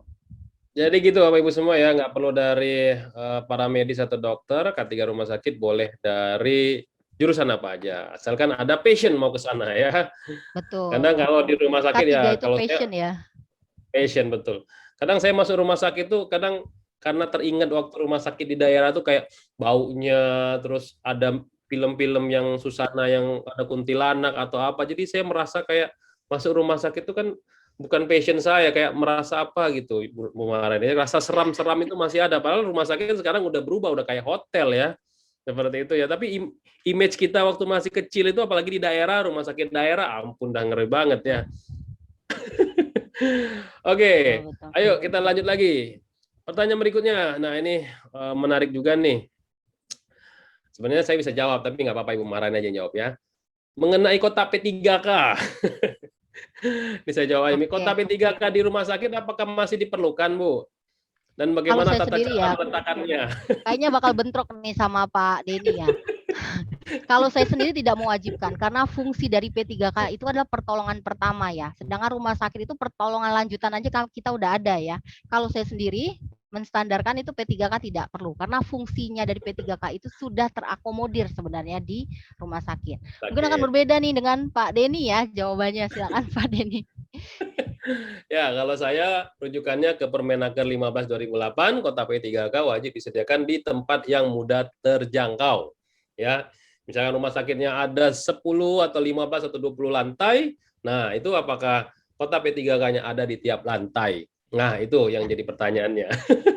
Ya, jadi prinsipnya kalau di kita sendiri ya Bapak ya, mungkin tadi siapa yang bertanya ya Bapak, yang minimal saat ini kita sediakan, yang pertama di TPS Limbah B3 kita sediakan, kemudian di laboratorium kita sediakan, kemudian di medical check up untuk ngambil sampel darah gitu ya, pakai jarum, mungkin terlalu jauh ya untuk penanganan ke pasien, penanganan pertolongan pertamanya itu kita sediakan. Tapi kalau mungkin tadi seperti Pak Denny harus setiap lantai, karena kami mengidentifikasi secara prinsip tujuan P3K ini apa. Sampai tindakan lanjutan rumah sakit juga ada sebenarnya kan. Ya, tapi mungkin tadi ya Pak ya, mungkin Bapak secara aturan, kalau saya lebih ke manajemen resikonya ya, daripada nanti disalahgunakan gitu ya. Mungkin Oke, begitu Bapak pertanyaan Ibu ya. berikutnya. Animus attendance lagi nih bertanya. Ini saya loncatin pertanyaan pertamanya ya, karena ini terkait dengan listrik ya. Yang nomor 2 aja. Bagaimana cara untuk mengkalibrasi alat-alat medis sendiri? Itu diaturnya di mana dan apakah sama seperti alat kalibrasi ukur lainnya? Boleh Bu, silakan. Oke, sebenarnya ini balik lagi ya, sebenarnya K3 itu tidak terlalu teknis memahami peralatan medis ya, cuman kita memastikan kelayakannya alat ini sudah dilakukan kalibrasi gitu ya. Kalau di mana yang saya tahu ya Bapak Ibu ya, kalibrasi itu dilakukan 1 tahun sekali dan ini pun harus ke kayak laboratorium pemeriksaan alatnya. Jadi memang dikalibrasi oleh pihak eksternal. Yang ini untuk secara diakuinya ya, tapi secara rutin dari tim biomedik juga dilakukan kalibrasi alat dengan alat yang tersedia di rumah sakit. Mungkin seperti itu, Pak Denny. Oke, jadi kalibrasinya jangan dianggap seperti kalibrasi alat ukur yang kita sering gunakan. Bapak Ibu semua misalkan ngukur cahaya kan di badan meteorologi, kita ngukur apa. Nah, rumah sakit juga ada instansi wewenang yang memang khusus untuk kalibrasi alat-alat medis gitu ya, Bu Marani ya. Ya, betul, betul. Oke, jadi beda banget nih ya, beda banget nih K3 rumah sakit sama K3 umum. Oke, Bapak Ibu semua, kita buka untuk tanya jawab, langsung bertanya dengan narasumber kita hari ini. Bapak Ibu semua bisa tekan raise hand biar langsung kita bukakan untuk langsung berbicara dengan pembicara kita siang ini. Lanjut lagi. Ini belum ada yang nanya ya. Tekan aja tombol raise hand ya Bapak Ibu semua ya. Apa perbedaan nih aspek SDS ya yang tadi dibicarakan oleh Bu Mawarani? Aspek SDS apa saja yang ada di rumah sakit? Kira-kira boleh dicontohkan? Sebenarnya di rumah sakit itu SDS-nya itu hampir sama ya Bu ya, Bapak Ibu ya, karena kita kan SDS ini safety data sheet dari lembar keselamatan dari B3 ya yang kita lihat resiko bahayanya apa, kemudian penanganannya seperti apa, buangnya seperti apa, jika terpapar ke manusia itu penanganannya seperti apa ya. Kemudian APD yang digunakan itu harus bagaimana? Sebenarnya hampir sama saja, yang perlu kita perlukan datanya dari SDS yang mungkin di kegiatan lain dengan SDS yang diperlukan oleh staf rumah sakit gitu sih Pak. Oke, jadi intinya harus didata dulu apa saja bahan kimia yang ada di rumah sakit kita, lalu kita mintakan ke distributor atau produsennya agar menyediakan SDS. Tapi standar SDS-nya tetap mengacu ke Kemenaker 18799 mengenai bahan kimia atau ada standar khusus lagi di rumah sakit? Sama saja Pak. Jadi kalau saya sih menyampaikan untuk menilai SDS ini layak atau enggak, yang pertama dia harus bahasa Indonesia ya Bapak Ibu, karena kita nggak semua orang bisa bahasa Inggris ya. Mungkin dan yang mentranslatekan ke misalnya ya dokumen asli SDS-nya bahasa Inggris gitu kan. Yang bisa mentranslatekannya ke bahasa Indonesia itu jangan kita, tapi dari supplier. Ya, jadi benar-benar dokumen resmi pabrikasi lah ya, diwakilkan oleh pabrikasi. Dan yang keduanya adalah kontennya itu ada 16 ya Bapak Ibu ya. Kalau Bapak Ibu baca secara peraturan memang pengaturan poin-poin dari SDS itu sudah diatur menjadi 16 ya. Saya sedikit lupa urutan 16-nya itu apa saja ya Bapak Ibu ya. Oke, buka aja nanti di Kemenaker 18799. Ini ada pertanyaan pribadi dari saya. Rumah sakit yang seperti apa yang memang sudah harus distandarkan SNARS oleh KARS sendiri, Bu Maharani? Apakah semua rumah sakit atau hanya rumah sakit tertentu aja? Sebenarnya kalau bicara mutu semua rumah sakit ya Pak ya. Tapi kalau secara pemerintah yang mempersyaratkan sudah akreditasi ya tadi sudah mengajukan diri sebagai rumah sakit penerima BPJS. Tapi untuk menstandarkan mutu pelayanan sebaiknya memang semua rumah sakit memenuhi akreditasi. Seperti orang memenuhi akreditasi ISO Pak. Jadi tidak ada kewajiban, dia mengajukan diri. Sama juga rumah sakit juga perlu membayar ya proses akreditasi. Kayak gitu ya. Jadi disarankan harus berakreditasi SNARS agar dapat bisa menyalurkan standar untuk BPJS. Jadi hubungannya ke Ya, sana ya, berarti jadi ya, menjadi persyaratan ya. ya. Berarti Dikunci di berarti persyaratan dia. syarat. Berarti kalau semua rumah sakit pemerintah berarti otomatis sudah SNARS ya, Bu Marani ya. Iya sudah Pak. Jadi apalagi dengan aturan baru sekarang ya minimal kalau nggak salah 3 tahun beroperasi ya sudah harus akreditasi ya. Sekarang pertanyaannya, kalau perusahaan rumah sakit nih, anggap aja yang swasta ya, rumah sakit swasta tidak akreditasi SNARS, kira-kira ada sanksinya nggak dari pemerintah? Kalau sanksi tidak ya secara hukum gitu ya Pak ya. Cuman dia nggak bisa Administrasi. melayani BPJS.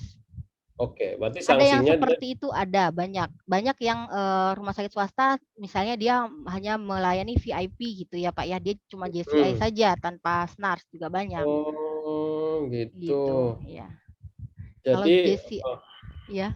oke. Jadi tergantung peruntukan dari si rumah sakit itu sendiri. Jadi Iya. ya, dia mau ambil kuenya dari pemerintah atau memang dia private banget, ya udah kita melayani untuk customer yang high class gitu kan ya. Ada kan Iya. rumah sakit kayak gitu kan ya, yang dari luar negeri datang dirikan rumah sakit, habis itu dia buka, yang dia nggak ada hubungan dengan pemerintah, dia benar-benar sendiri kayak gitu ya untuk Ya. pelayanannya. Tapi tetap pemerintah pun ada pengawasan nggak sih untuk yang rumah sakit swasta yang seperti itu? Apa kira-kira yang pemerintah lakukan? Kalau pengawasan tetap ada ya Pak, apalagi mulai dari izin IORS rumah sakit ya, izin operasional rumah Oh, sakit, biasanya kan itu juga diperpanjang ya Pak. Itu salah satu media pemerintah untuk mengawasi rumah sakit yang ada. Mungkin gitu Pak oke. Denny. Kalau untuk penyaluran vaksin sendiri, itu apakah rumah sakitnya itu harus NARS atau memang semua udah bisa nih, semua rumah sakit nih diperbolehkan? Kalau untuk vaksin timnya sendiri itu semua dibagikan. Tapi kalau untuk melayani keluar itu ditunjuk Pak. Tapi tidak Oh, ada oke. hubungannya dengan akreditasi ya, sama kayak rumah Ada sakit ya. COVID ya, itu kan rumah sakit yang ditunjuk ya Pak ya. Hmm, jadi sedikit berbeda ya kayak gitu ya. Sedikit berbeda. Banyak berbedanya sih. Kalau semakin didalami K3 rumah sakit itu hampir berbeda semua ya dengan K3 umum ya Bapak Ibu ya. Oke, Semakin didalami sekarang semakin menarik K3 rumah sakit. oke, good. Sekarang saya satu lagi pertanyaan saya. Benang merahnya ya, jembatannya antara K3 secara umum dengan K3 rumah sakit itu kira-kira persamaannya di mananya nih Bu Maharani? Mungkin di tujuan ya Pak ya, memastikan bahwa area kerja itu tidak ada resikonya terhadap keselamatan ya. Tapi kalau mungkin K3 umum itu hanya staf, kita rumah sakit itu seluruh penghuni rumah sakit. Jadi termasuk pasien itu Hmm. kita pastikan tidak ada faktor resiko dari kegiatan ya yang menyebabkan cedera maupun gangguan kesehatan ya. Jangan sampai dia penyakit masuk itu misalnya HBsAg, HIV, jangan HIV ya. Misalnya demam lah ya, kemudian keluar dari rumah sakit malah HIV. Nah itu kan mungkin terjadi selama penanganan pasien tersebut di rumah sakit, gitu Pak. Oke. Nah, sebagai informasi juga nih, ada hubungannya di K3 itu mungkin rumah sakit membuka unit bisnis untuk pemeriksaan kesehatan. Mungkin itu ya Bu Maharani ya. Iya, Mungkin bisa diceritakan deh supaya teman-teman tahu Siloam ini memberikan fasilitas untuk kita sebagai ahli K3 umum itu apa yang bisa diberikan buat masyarakat. Silakan Bu Maharani. oke baik. Sekarang sekalian saya ini ya. Jadi selain training, Bapak, silakan. Jadi bisa juga selama pandemi ini kita berapa kali diundang ya, tapi ini saya pribadi mewakili dari perusahaan ya. Jadi kayak ada infection control ya, pencegahan dan pengendalian infeksi selama COVID dari kegiatan perusahaan dan termasuk yang tadi ya PJK3 untuk pemeriksaan kesehatan Bapak Ibu ya. Jadi bukan hanya pemeriksaan kesehatan ya, tapi misalnya penanganan perawatan inap gitu ya, kemudian vaksinasi gitu ya, yang mungkin bisa diakomodir oleh rumah sakit yang mungkin bekerja sama ya dengan perusahaan Bapak Ibu. Kalau untuk PJK3 sendiri, kalau di kami itu memang ada divisi marketing ya Pak Denny ya, tidak di bawah K3, cuman secara pengajuan sebagai PJK3 kita berkontribusi ya terkait dokumen-dokumen persyaratannya. Mungkin untuk pengelolaan operasionalnya di bawah marketing. Gitu Pak Oke, Denny. gitu ya Bapak Ibu semua ya. Sebagai informasi, Rumah Sakit Siloam juga menyediakan kalau Bapak Ibu semua mau melakukan pemeriksaan kesehatan. Nah, tapi nanti dikonsultasikan dulu dengan dokter yang bersertifikat Iperkes agar pemeriksaan kesehatan mengena dengan tujuan dari pemerintah sendiri apa? Pencegahan penyakit akibat kerja. Caranya gimana? Minta rumah sakit untuk melakukan matrik dulu, matrik paparan terhadap pekerjaan, terhadap apa yang personil-personil lakukan di lapangan, baru nanti ditentukan apa sih pemeriksaan yang cocok buat si pekerja. Itu untuk efisiensi kos ya, karena banyak sekali PJK3 pemeriksa kesehatan tuh yang asal menawarkan aja paket ya, paket A, paket B, paket C, paket hemat, paket ekono, tapi tidak sesuai dengan paparan yang ada di tempat kerja. Sehingga apa? Saya beberapa kali audit itu selalu mengeluh HRD-nya. Kenapa? Karena ditembak dengan paket-paket seperti itu yang pada saat saya periksa, saya cek itu tidak ada kaitannya dengan pekerjaan yang dikerjakan oleh perusahaan tersebut.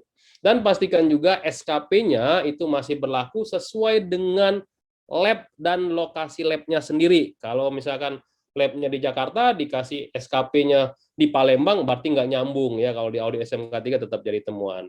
Oke, itu aja tipsnya buat teman-teman semua kalau mau melakukan pemeriksaan kesehatan, termasuk tadi Bu Maharani juga memberikan kesempatan buat teman-teman semua kalau misalkan ada mau kerjasama terkait dengan pemeriksaan kesehatan ataupun pelayanan kesehatan ya, ruangan pelayanan kesehatan ya Bu Maharani ya, misalkan ada yang sakit, ada rujukan ke rumah sakit, itu juga menyediakan gitu ya.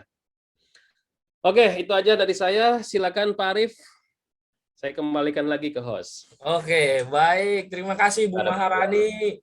Terima kasih juga Pak Denny atas pertanyaan dan juga antusias dari peserta nih. Nah, sebelum kita tutup, mari kita sama-sama dengarkan terlebih dahulu closing statement dari Ibu Maharani Perdini selaku pembicara kita siang ini. Silakan Ibu. Masih di mute?